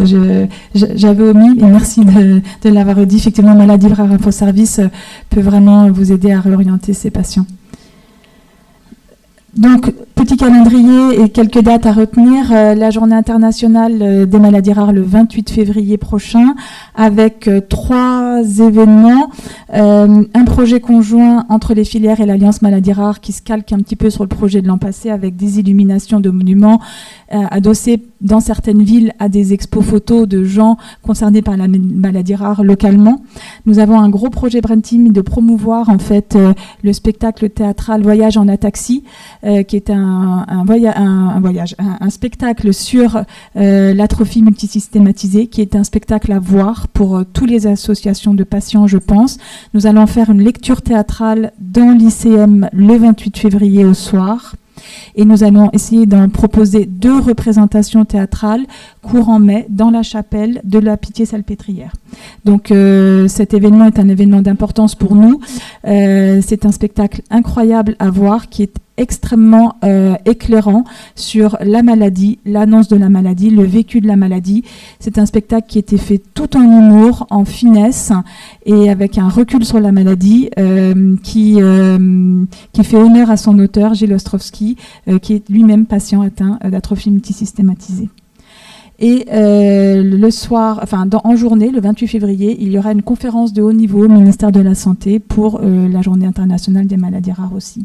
Donc ça va être une journée chargée pour nous tous. Et le 29 mars 2022, on se rejoint, je ne sais pas sous quel format, s'il sera en présentiel, nous l'espérons tous, pour la journée annuelle Brain Team. Donc je vous remercie à tous et je vais laisser la parole à Isabelle Bomy qui va vous faire un petit point sur les actions médico-sociales de la filière. Et nous avons le temps pour nous de questions. Jean-François Mitaine de l'Association française du syndrome de la Tourette. Je n'ai pas voulu intervenir sur le séquençage génomique. Je voulais signaler, mais j'imagine que vous êtes au courant, il y a une dizaine d'années, au niveau du syndrome de la Tourette, nous avons été environ 200 patients, plus les parents, à faire des prélèvements génomiques, des prélèvements de sang, pour faire soi-disant une étude génomique. Et ce qu'on a appris quelques années après, c'est qu'il y avait tous ces prélèvements qui avaient été faits, mais que personne ne pouvait les exploiter parce qu'il n'y avait personne disponible pour les exploiter. Alors je me demandais si vous étiez au courant de cette question, parce que pour moi, en ce qui me concerne, il y a eu tout un effort qui a été fait par 200 familles, 180 à 200 familles, et on est toujours dans l'attente de résultats. Andreas Hartmann est bien entendu tout à fait au courant, et il est désolé, mais c'est le genre de choses qui j'espère qu'il pourrait être intégré dans votre... Alors, je ne sais pas dans quel cadre de recherche clinique ou fondamentale a été réalisé cet essai, parce que ça a dû être fait dans un cadre quelconque. Donc, je ne peux pas savoir pourquoi ces prélèvements ont été faits, n'ont pas été analysés. Donc, je ne peux pas répondre à la question. Ce sera effectivement Andreas qui pourra vous le dire.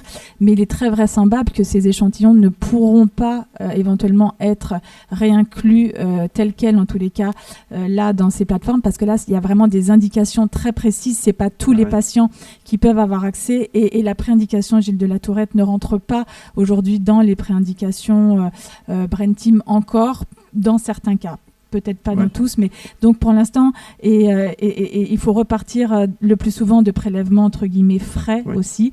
Donc pour des questions de stockage et de cadrage d'études, on ne peut pas réutiliser des échantillons qui ont été pris dans une étude pour les réutiliser dans une autre. C'est pas comme ça que ça fonctionne en recherche, malheureusement.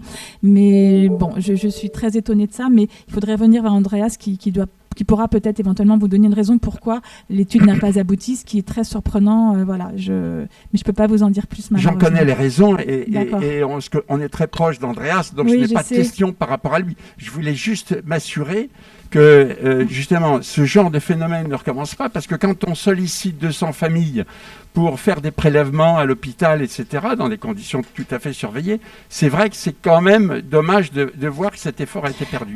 Oui, bien sûr, surtout que ça fait un espèce de gâchis, mais c'est vrai que le plan France Médecine Génomique est pour du diagnostic, n'est pas pour de la recherche, et là, probablement, les échantillons ont été prélevés dans le cadre d'un projet de recherche, donc on n'est pas tout à fait dans les mêmes, le diagnostic, la recherche, pour l'instant, donc, mais bon, Le deuxième point sur lequel je voulais commenter, simplement, nous avons effectivement, par exemple, 2 personnes, l'une en La Réunion et l'autre en Martinique, qui se sont, pour des raisons familiales évidemment, puisque leur enfant est affecté du syndrome de la Tourette. Alors, en fait, ce qu'on constate, c'est que ce sont des initiatives individuelles qui se rajoutent en plus de la de la problématique de la gestion de la maladie pour l'enfant. Donc, si vous voulez, c'est le problème de l'effort du bénévole qui doit consacrer du temps à essayer de développer ses relations par rapport à la plateforme, en plus du soutien aux patients, ce qui souvent pose des problèmes. Simplement, effectivement, de temps en temps, il y a quand même des bonnes nouvelles, puisque, par exemple, en Réunion, il y a un spécialiste, un neurologue, Gilles de la Tourette, qu'on a rencontré ensemble récemment, et qui est en relation. Donc, c'est vrai que ce sont des situations toujours très ponctuelles et très difficiles à identifier. Mais c'était bon que vous le rappeliez, parce qu'au fond, nous aussi, on va essayer par derrière de relancer ça. Merci. Alors... Tu as très bien répondu. D'accord, ok. Donc, alors, qui c'est ? Il y avait Catherine Malevès. Alors, on va commencer par Catherine Malevès pour prendre la parole, et puis ensuite Odile. Catherine, je vous laisse la parole. Oui, bonjour. J'aurais aimé savoir où on en est de la réalisation des cartes d'urgence. Pour nous, c'est une question qui devient vraiment urgente, compte tenu de la pathologie que nous couvrons. On a par exemple un adhérent qui vit dans la crainte de voir son épouse qui ne peut plus s'exprimer verbalement, hospitalisée en urgence, sans capacité à dire ce qu'elle est, ce qu'elle a, compte tenu en plus de la tension qu'on connaît actuellement aux urgences. Alors nous bricolons avec une carte d'adhérent qui comporte des QR codes qui renvoient sur les pages d'Orphanet, des sites de centres de référence, mais c'est très insuffisant, donc voilà ma question. Merci de nous réinterroger là-dessus. Je vais laisser la parole à Bénédicte qui pourra vous en parler. Il faut dire que c'était une action qui avait été relancée il y a 3 ans maintenant par la DGOS, qui avait relancé la production des cartes urgences. Ça n'avait pas du tout pris dans Brain Team pour diverses raisons organisationnelles, parce qu'on nous avait demandé de fédérer nos centres de référence pour qu'ils reproduisent des cartes urgences à la veille des vacances de la Toussaint pour un rendu 1 mois après. Donc imaginez la mobilisation des médecins. Et on avait péniblement réussi à avoir 5 cartes urgences de rédigées qui n'ont pas été non plus satisfaisantes à divers égards, et c'est pour ça qu'on est en train de retravailler cette action et pour les produire de manière beaucoup plus sécurisée. Et je laisse la parole à Bénédicte qui s'occupe de cette action dans Brain Team. Alors, ce projet des cartes urgences, donc comme le disait Sophie, on a imprimé limite en urgence quelques cartes il y a plusieurs années maintenant, suite à une sollicitation de la DGOS. Voilà, nous, le modèle des cartes urgences, pour être honnête, ne nous satisfaisait pas. C'était une petite carte papier où il fallait rédiger à la main. Donc, clairement, les médecins, ils n'avaient pas le temps de remplir les cartes et les donner aux patients. Donc, c'est un modèle qui ne fonctionnait pas. Ils ne pensent pas à les donner aux patients. Et des cartes à la main, on a peur on se disait que ça n'allait pas être reconnu par les services d'urgence quand le patient arrivait avec cette petite carte qui est mal foutue, mal rédigée, voilà. Donc on a décidé de lancer un nouveau projet qui traîne, dont on vous parle depuis des années, mais on l'a toujours sous le coude. On va faire des cartes urgence qui auront un format carte bancaire, qui seront rédigés électroniquement et qui seront envoyés aux patients. Ce sera avec le concours des médecins. Pour le moment, le projet n'est pas encore lancé. Il est initié, il est pensé, mais il n'est pas encore lancé. On doit faire ça avec un prestataire de service qui a déjà reçu nos demandes et tout est rédigé. Donc ça, c'est une solution pour aider les patients dans la filière, et ça permettra de faire plus de maladies que ces cartes pré-imprimées qui n'étaient faites que pour 5 maladies. Quand vous savez qu'on en a 500 dans Brain Team, vous vous doutez bien qu'un médecin ne peut pas avoir 500 piles de cartes dans son bureau pour les donner aux différents médecins, aux différents patients qu'il reçoit. Après, il y a également d'autres projets qui sont en cours pour les cartes urgences, puisque à l'heure actuelle, en termes d'urgence, il y a des projets régionaux qui se montent par-ci par-là, mais qui ne sont pas encore montés au niveau national. Il y a également une possibilité, je dis bien possibilité, qu'il y ait des données d'urgence dans le DMP qui se rappellera bientôt ENS, si j'ai bien compris, mais qui est en cours de... voilà, c'est pas très clair tout ça, mais c'est vraiment un pré-projet, donc il faudra qu'on travaille avec ces gens-là quand nous on montrera notre propre carte d'urgence Brain Team, juste pour être sûr de ne pas être redondant. Donc ce sont des projets qui sont en cours, c'est très long à mettre en place parce qu'il faut... enfin, vous excuserez l'expression, mais il ne faut pas qu'on se loupe, parce qu'on ne peut pas se permettre d'avoir plusieurs systèmes qui sont en parallèle, parce que ce ne serait pas crédible au niveau des services d'urgence qui n'ont pas le temps de vérifier la véracité des documents qu'on peut leur présenter. Il faut que ça fonctionne tout de suite, il faut que ce soit lisible tout de suite, en quelques secondes. Donc voilà, malheureusement, à l'heure actuelle, nous n'avons pas un système qui soit utilisable en l'état. On vous préviendra, comme on l'a toujours fait, dès que ce sera en place. On a fait une réunion avec des associations sur ce sujet-là, et je pense que ce serait bien de continuer, sachant que ça va au-delà des urgences. Ce qu'on avait dit, c'est plutôt une carte malade qu'une carte urgence. Oui. Et nous, on est demandeurs de reprendre les travaux on vous là-dessus. sollicitera comme on l'avait fait, vous inquiétez pas. Mais de toute façon, en effet, c'est un groupe de travail que nous avions avec vous pour monter ce projet, mais vous êtes toujours très impliqués. Je ne vous ai pas redemandé de venir, tout ce groupe de travail sur la carte urgence, parce qu'on n'a pas progressé dans le projet, mais dès que ça avance, on vous tiendra au courant, bien entendu, comme on l'a toujours fait, ne vous inquiétez pas. Je vais laisser la parole à Isabelle Momy qui va vous présenter les actions médico-sociales. Est-ce qu'il y avait une question sinon d'Odile avant parce qu'il faut Non, ce n'était pas une question, c'était juste pour répondre pour le séquençage. Je pense que vous vous posiez la question de savoir si le séquençage haut débit, tel qu'il a été défini par nos plateformes France Médecine Génomique, quelle était la place des patients, etc. Et puis je comprends parfaitement les choses qui ont été dites. Ce plan, il a été développé pour que justement, tout ce qu'on fait pour prélever les patients, il y ait un résultat. Donc c'est pour ça qu'il y a du diagnostic dedans. Le problème, c'est que je pense qu'on a besoin des associations de familles pour obliger l'État à injecter aussi du personnel, parce qu'on a cru que tout allait passer par les analyses bioinformatiques des données et que les médecins, les biologistes n'auraient qu'à, pour valider le diagnostic, nous donner quelles étaient les variantes. C'est pas du tout comme ça. Si on veut avancer vraiment dans des cas compliqués, il faut vraiment aller chercher des choses et il nous faut des personnes capables d'analyser tout ça. Et ça a été le même problème en recherche, c'est-à-dire c'est très compliqué d'obtenir des postes pérennes pour pouvoir continuer à avoir l'expertise d'analyse.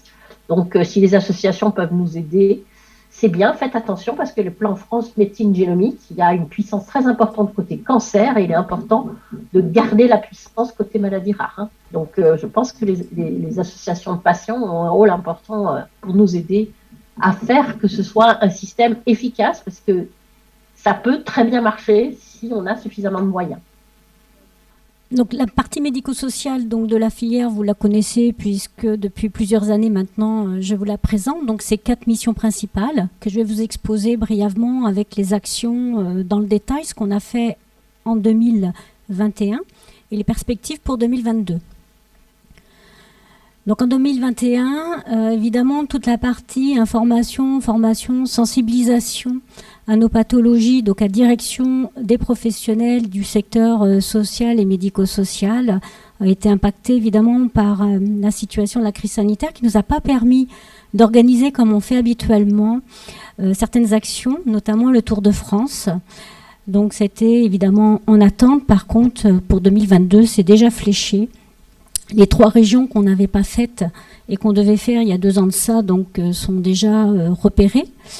Donc en 2022, il y aura effectivement des actions. Il y aura un Tour de France sur Dijon, un en Corse, et puis reste à déterminer si c'est en Île-de-France ou en Normandie qu'on interviendra. En fait, ça fait partie des 4 dernières régions qu'on n'avait pas faites. Et là, on aura bouclé en fait toute la boucle, on aura fait toutes les régions de France et je pense qu'après, on reverra un autre format pour poursuivre nos actions d'information à destination des professionnels médico-sociaux. Donc c'est un format qui marche très bien et qui nous permet en fait de repérer vraiment des partenariats sur les territoires. Donc évidemment, à chaque fois, il y a des associations de patients en fonction des territoires. C'est pour ça que c'est important pour vous de connaître les lieux, puisque je sollicite effectivement les associations de patients qui ont des antennes sur les régions sur lesquelles on intervient, pour venir témoigner et puis éventuellement participer au COPIL si ça les intéresse. Toute la partie, donc à l'issue des colloques, on est souvent sollicité. Donc on a créé un format il y a 2 ans de ça, on a expérimenté en Bretagne et en Pays de la Loire une formation sous un format de 4 jours qui marche très très bien. Donc reconnu DPC. Donc en 2021, nous n'avons pas pu mettre en place et proposer la formation. Par contre, on a revisité un petit peu le contenu de la formation pour l'améliorer. Donc là encore, lorsque la formation aura lieu en 2022 il y a 5 villes de repérées, on sollicitera évidemment les associations de patients pour contribuer à l'information des 4 journées sur les établissements. Donc du coup, en 2021, vu qu'on ne pouvait pas se déplacer, on a développé pour les professionnels médico-sociaux, on a testé, c'était une expérimentation, de webinaires sous un format de 2 heures. D'accord, ok. Sous un format de 2 heures. Donc il y a eu plusieurs webinaires qui ont été proposés à destination des professionnels médico-sociaux. C'est un format qui marche bien et qu'on nous a demandé de renouveler pour 2022. Donc en janvier 2022, on vous donnera le programme aussi bien du Tour de France que des formations, que des webinaires. Comme ça, si ça vous intéresse éventuellement de participer, n'hésitez pas à vous inscrire. Et puis en 2021, on s'adapte aussi en fonction des demandes. Lorsqu'on intervient sur des formations, effectivement, c'est souvent des lieux où il y a des centres de référence. C'est plutôt dans les grandes villes.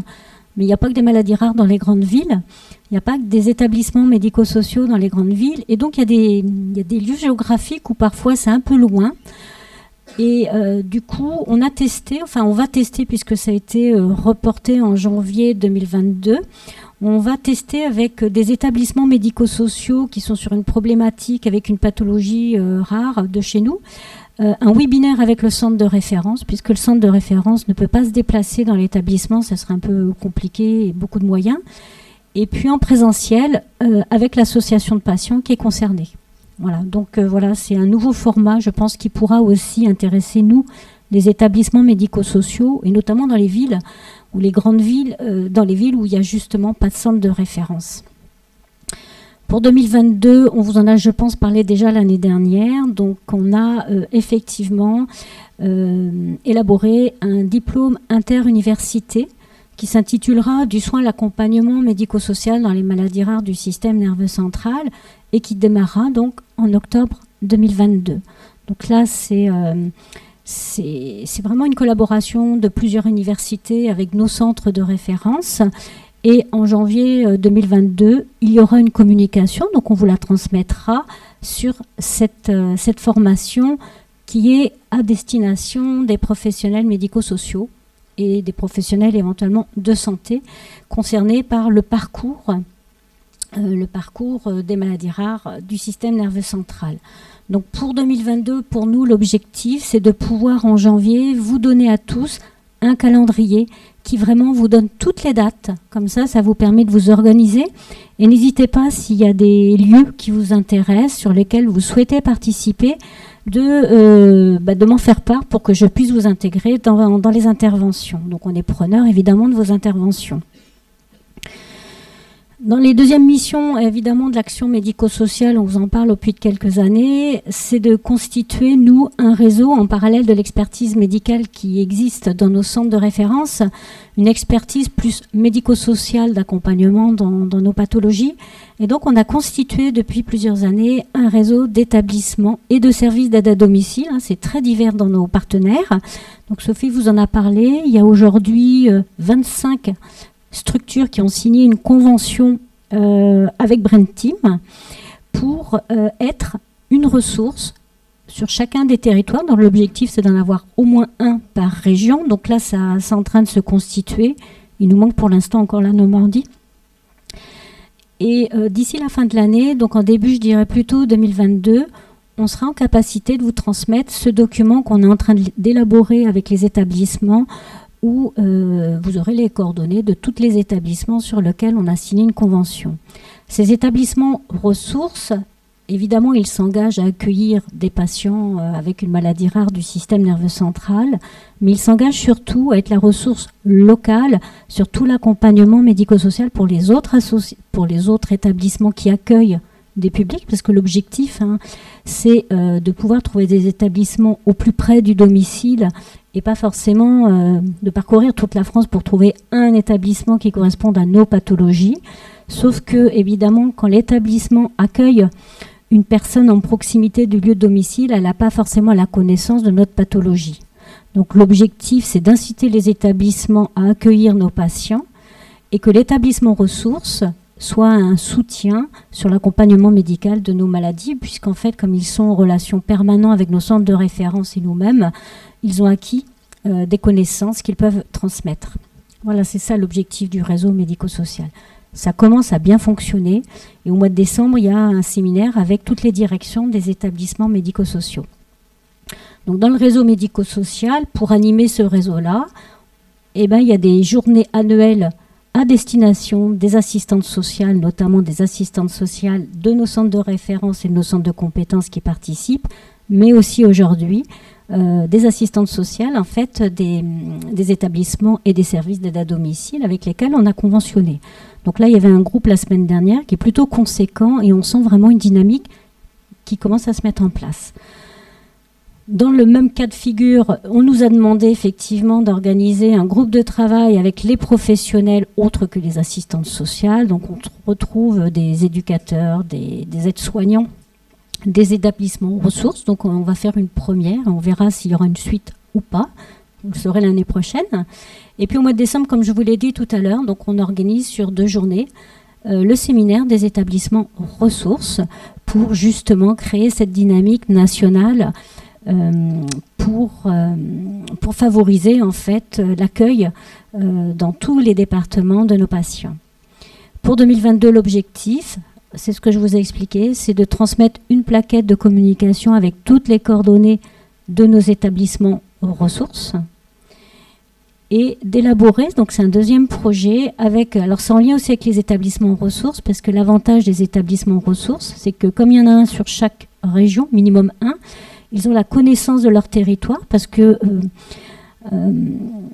il existe effectivement plusieurs lois, et les lois sont applicables ou s'adaptent parfois sur des régions. Donc ce qui existe dans une région n'existe pas dans l'autre, ou elles existent mais d'une manière différente.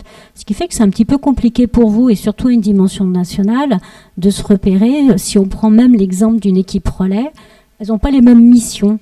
Elles ont des grandes missions générales, et finalement, en local, elles vont l'appliquer différemment en fonction du contexte des partenaires avec lesquels elles sont, en fonction de leurs financeurs. Et donc, du coup, on n'a pas forcément les mêmes partenaires à l'identique dans les mêmes fonctionnements sur chacun des territoires. Donc là, j'essaye de constituer une cartographie qui puisse permettre, pour nous, pour notre filière, de repérer en fonction des régions quels sont les partenaires qu'on peut retrouver pour nous aider à aider dans la prise en charge médico-sociale de nos patients, en s'adaptant en fait à chacune des régions, en repérant les partenaires et en mettant les spécificités dans chacune des régions. Je ne sais pas si je suis claire, parce que c'est vrai que c'est pas simple pour vous, parce que ce qui existe en Pays de la Loire, ça n'existe pas en Nouvelle-Aquitaine. Voilà. Donc du coup, comme vous, on vous pose des fois des questions d'une dimension nationale, vous pouvez dire, moi, en Loire-Atlantique, j'ai tel partenaire, sauf qu'en Nouvelle-Aquitaine, effectivement, il n'existe pas. Oui, alors voilà, c'est lié à des financements de départements, c'est lié à des financements aussi des ARS. Donc sur certaines ARS, en plus, il y a des fois des budgets alloués qui sont spécifiques. Donc on va retrouver du coup une action spécifique intéressante, mais qui ne va pas se déployer de la même façon dans une autre région. Cet après-midi, j'interviendrai sur le répit. C'est tout à fait ce qui se passe sur le répit. Il existe une multitude de formes de répit, mais finalement qui ne sont pas du tout calcables d'une région à une autre, et même dans une même région, d'un département à un autre, dans la même région, tout simplement parce qu'on a des financements différents, des acteurs différents et une volonté politique un petit peu parfois différente, parce que dans une loi, il y a toujours une marge d'adaptation de la loi, donc chacun se l'approprie en fonction de ce qu'il veut en faire. Je à cela qu'il y a des nouveautés également. Par exemple, il y a mise en place des PTA, plateformes territoriales d'appui. Qui ne sont pas les mêmes. Qui ont les mêmes. Tout à fait. Les mêmes, qui sont également, c'est-à-dire qu'on a le millefeuille s'étale de plus en plus. Et l'importance, finalement, c'est d'être opportuniste et de profiter de toutes les opportunités qui se présentent. Voilà. Le plus dur, c'est de repérer. Parce que du coup, pour vous, c'est un peu le millefeuille d'un millefeuille d'un millefeuille. Donc, comme tu dis, les PTA, donc elles existent. Il y a aussi les DAC qui sont en train de se mettre en place. Il y a les plateformes 360. Donc, je ne vais pas vous donner tous les jargons de ce qui est en train de se mettre en place. Mais effectivement, elles vont s'adapter sur le territoire. Donc, l'objectif pour nous, ça va de se faire une cartographie qui va repérer les partenaires différents, évidemment, d'une région à une autre. Et encore plus pour notre accompagnement de nos patients. Donc, c'est-à-dire que pour une autre filière de santé, c'est pas forcément non plus les mêmes partenaires. Et du coup, on va se faire aider aussi des établissements ressources, puisque eux, ils ont la connaissance du terrain. Donc, c'est un projet ambitieux. Et quand je mets 2022, la cartographie, elle est plutôt pour fin 2022. Mais au moins, vous présentez l'année prochaine ce que ça peut donner. Donc l'objectif évidemment du réseau médico-social, c'est d'apporter cette complémentarité sur l'expertise médico-sociale, en plus de l'expertise médicale de tous nos centres de référence et de compétences, avec tous les moyens qu'on utilise au niveau de Brain Team. Au niveau de la troisième mission, qui est d'apporter un soutien aux associations de patients sur la partie, pour ma part, médico-sociale, donc le 28 février 2021, on a lancé la ligne téléphonique assurée par Juris Santé, qui propose des réponses en lien au droit à la santé, avec quand même une petite remarque où c'est vraiment en complémentarité, en plus, des réponses que peuvent faire les assistantes sociales de nos centres de référence et nos centres de compétences, qui sont généralement le premier interlocuteur à solliciter. Et puis, il existe aussi Santé Info Droit. Donc, il ne faut pas oublier, c'est quand même quelque chose d'important que vous pouvez solliciter aujourd'hui. Et puis, Maladie Rare, Info Service. Donc, c'est vraiment quand tous ces trois grands principaux acteurs ne peuvent pas répondre, parce que des fois, la question, elle est très singulière, enfin la réponse est singulière, qu'il faut éventuellement, que vous pouvez contacter Juris Santé. Donc je vous ai mis dans un slide suivant les coordonnées de Juris Santé que vous retrouvez sur notre site internet. Donc il y a eu un bilan de fait là récemment, puisque c'était un essai pour voir un petit peu s'il y avait de la demande ou pas, parce que par le biais de la ligne téléphonique, en fait, on peut recenser qui appelle au niveau, nous, des pathologies. Et à ce jour, il y a plus d'une centaine de personnes déjà qui ont contacté la ligne téléphonique. On voit une montée en charge et on voit que ça répond vraiment à un besoin, et que les réponses qui sont apportées, c'est effectivement des réponses dont les assistantes sociales, des fois réorientent d'ailleurs sur Juris Santé, ne pouvaient pas répondre parce que ce n'était pas de leur possibilité.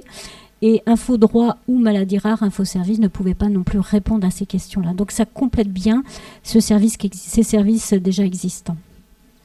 Restera à savoir comment nous, on peut pérenniser cette action-là, si vraiment elle est intéressante. Dans le même registre, on a mis en place, donc c'est un peu moins connu, aussi le 28 février 2021, le coaching en santé juridique, toujours assuré par Juris Santé. La différence finalement, c'est que la ligne téléphonique, c'est plutôt pour une réponse au départ, une question, une réponse. Et puis quand on voit que finalement la réponse, elle amène de la réflexion qui va amener la personne à cheminer en fait sur des choix qu'elle va devoir faire, et va demander en fait d'autres entretiens avec des conseils juridiques, du coup c'est basculer sur ce qu'on appelle le coaching en santé juridique. Donc ça, c'est quelque chose aussi qui commence à bien être connu et à monter en charge depuis la fin de l'année. Au niveau des associations de patients, on a signé une convention avec l'Association française des aidants, donc qui organise principalement les cafés des aidants. Ils ont mis en place aussi beaucoup de formations des aidants. Et ils ont mis aussi beaucoup d'actions sur la santé des aidants. Et là, je vous invite à aller sur leur site internet. Alors, c'est pas spécifique maladie rare, mais il y a quand même des choses qu'on peut utiliser. En fin d'année, là, 2021, donc on a travaillé, et je remercie les associations de patients qui nous ont soutenus dans cet appel à projet qui a été très rapide. Donc, on a travaillé sur la création d'une plateforme de soutien et de formation à distance pour les aidants. Donc ça complétera le projet que vous développera cet après-midi Sophie.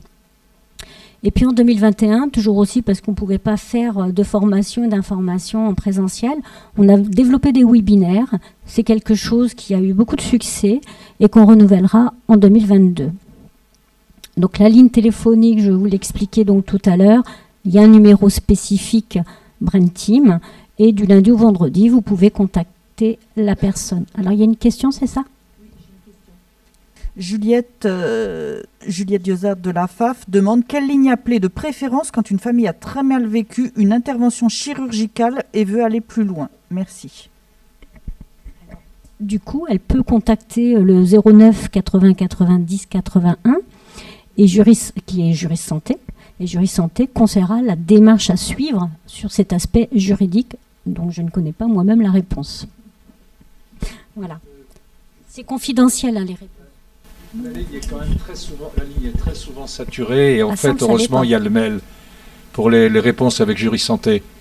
Alors effectivement, je ne savais pas que la ligne était saturée, donc je note. Et puis effectivement, on pourrait rajouter dans notre information un mail, parce qu'à l'époque, effectivement, la communication n'avait pas pensé que le mail était aussi quelque chose d'important.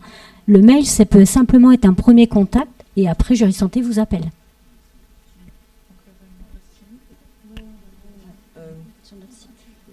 J'ai une autre question aussi.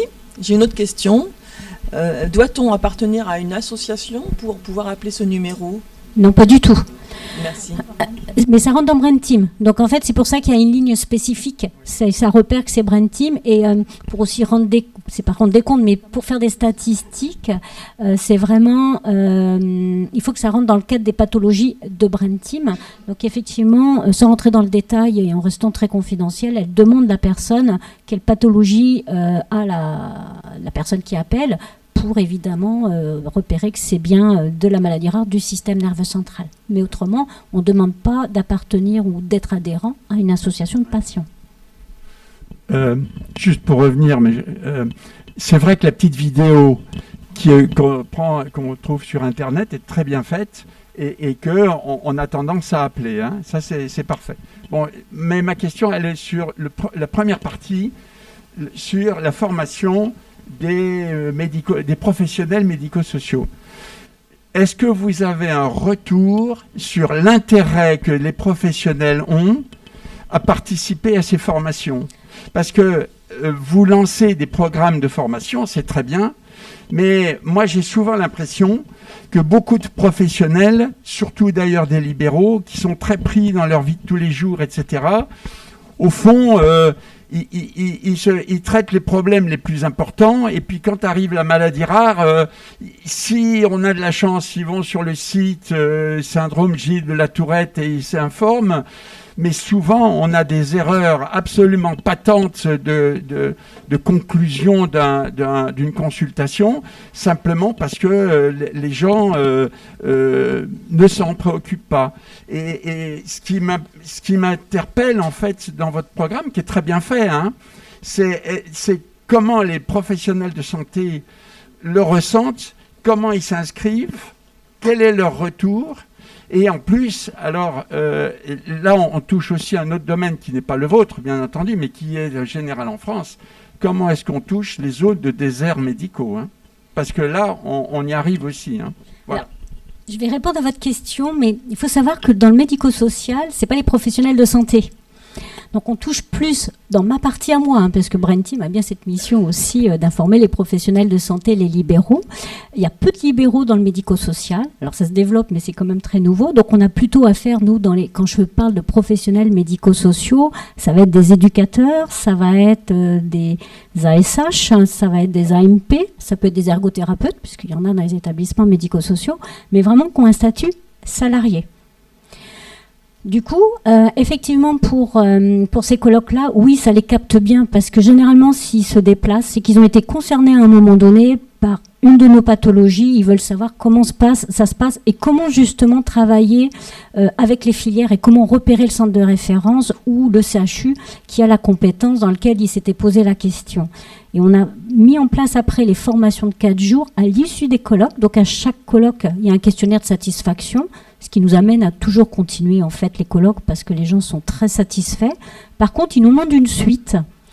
Il nous manquait la suite, effectivement, en disant le colloque, c'est très bien, ça nous donne envie de travailler avec vous. On voit qu'il peut y avoir des passerelles et des réponses avec le secteur sanitaire. Et quand on est du côté des établissements médico-sociaux, c'est très nébuleux de trouver qui contacter dans le sanitaire pour nous apporter des réponses sur l'expertise médicale. Donc là, ils sentent qu'il y a au niveau de Brain Team une volonté, parce qu'à chaque colloque, c'est forcément un centre de référence qui participe. Donc ils sentent qu'il y a une volonté de rapprochement des équipes, ce qui les incite à dire on aimerait aller plus loin. Et donc le colloque est trop généraliste, c'est vraiment un contact, une sensibilisation à nos pathologies.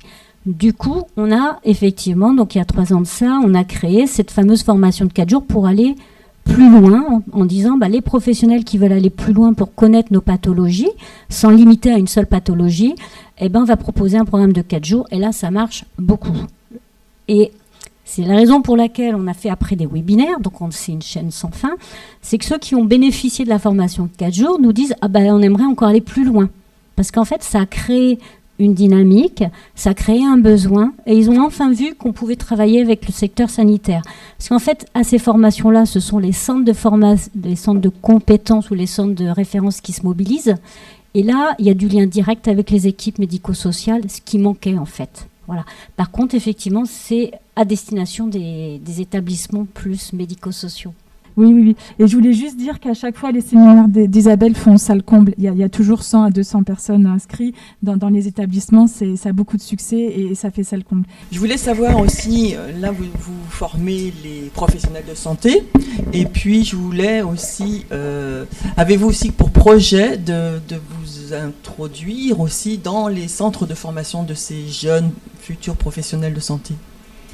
Alors, toujours pour la partie médico-sociale, donc oui, je pense qu'au niveau de Brain Team, c'est un petit peu différent. Oui, pour la partie médico-sociale, dans le projet de la plateforme de formation et de soutien à distance, en fait, c'est Ascoria, qui est anciennement l'IRTS de Rennes, qui a changé de nom avec un déploiement de d'autres centres de formation, qui va nous soutenir.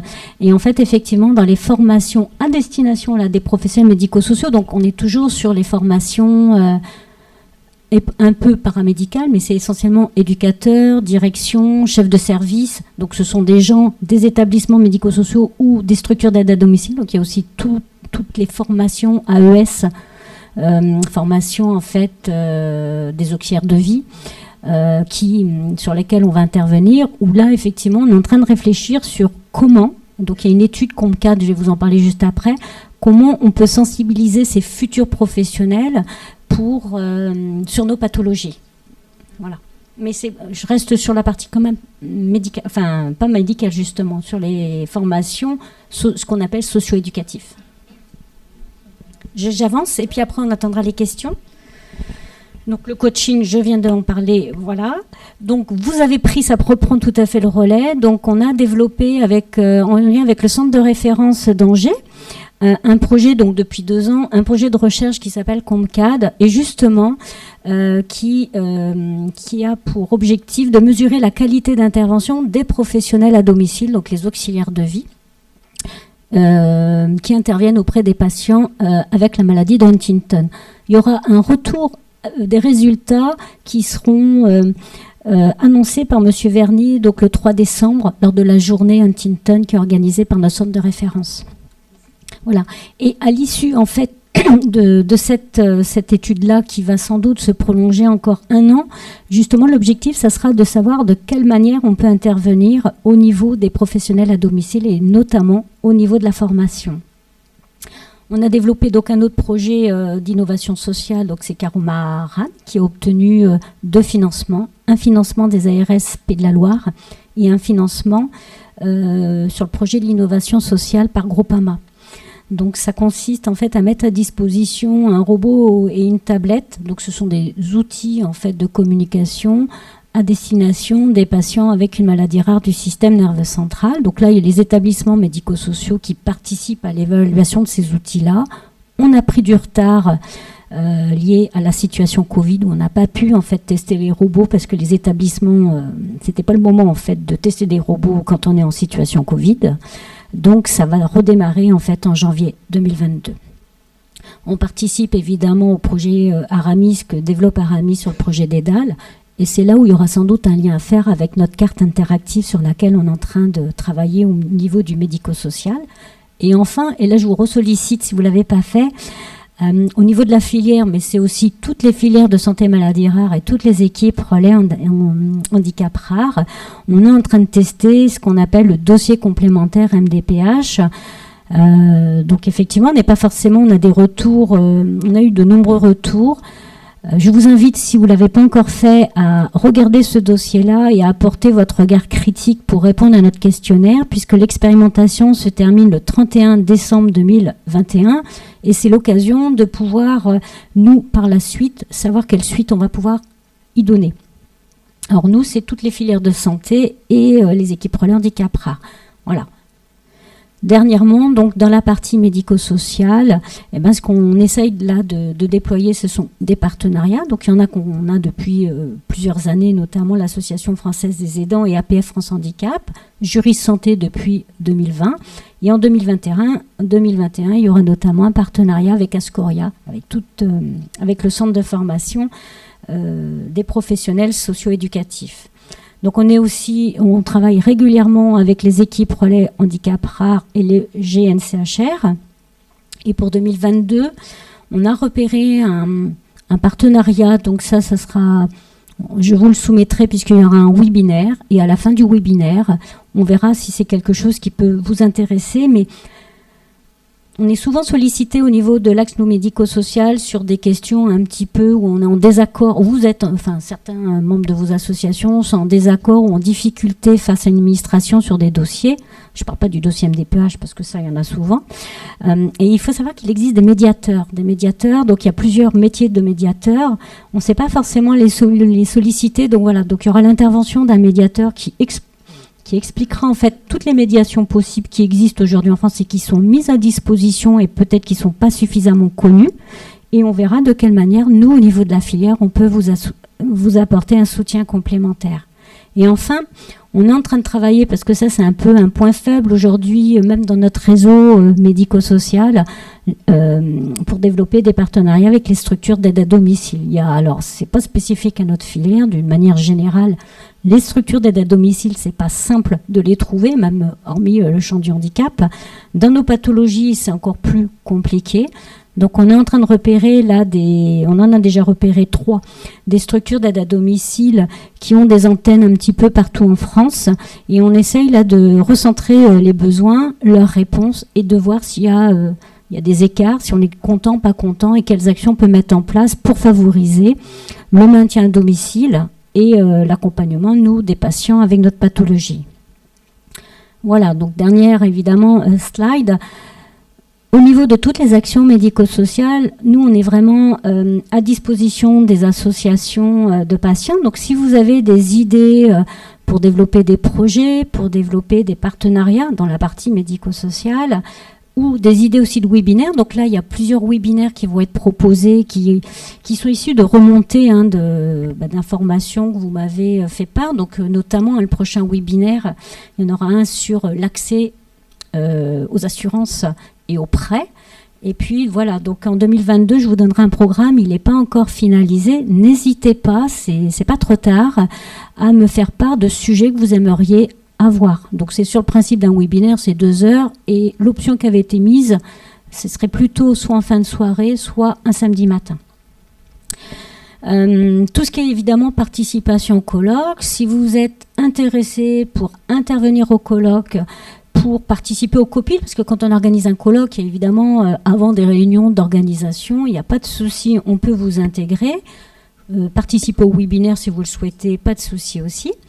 Je vous réinvite, c'est pour ça que j'ai mis en rouge, à vraiment tester ce dossier complémentaire qui est vraiment critiquable, mais c'est vraiment quelque chose d'important. Eh bien, faites-le. Et puis, évidemment, pour participer, il va y avoir, je vous l'expliquerai cet après-midi, c'est pour ça que je ne l'ai pas développé. On est aussi sur une étude, sur un projet sur les besoins en répit. Donc là, vous serez sollicité, donc j'amorce l'étude. Et puis, évidemment, par rapport à la plateforme de soutien de formation à distance, on a repéré évidemment les thématiques quand on a fait l'appel à projet. On vous ressollicitera d'une manière simple pour savoir les priorités, puisqu'on ne pourra pas tout faire sur l'année 2022. Voilà. Et puis, à chaque fois qu'il y a des projets comme Caroumaran, comme Compcad, des projets en sciences sociales et humaines. Ouais. je termine et puis je réponds tout de suite. Du coup, n'hésitez pas, il y a toujours un copil et on est preneur du retour des associations de patients dans ces copils-là. Voilà, donc il y a une question. Alors, il y a une question d'Odile Bovslug pour Caro Maran. Comment développer toutes ces actions pour l'enfant? Est-ce qu'il faut faire un lien avec la filière déficience? Participation au projet Caro Maran, plus enfants et autres régions, car plus l'intervention est précoce, plus nous serons efficaces. C'est une très bonne remarque, Odile, surtout que dans le projet Caro Maran, au départ, c'est un financement ARS Pays de la Loire. Donc, du coup, ce sont des établissements médico-sociaux et des structures d'aide à domicile Pays de la Loire qui ont été repérés pour travailler avec Caro Maran. Mais dans les partenaires, il y a un IEM, un Institut d'éducation motrice, donc à destination des jeunes. Donc, il est testé d'ailleurs sur les jeunes.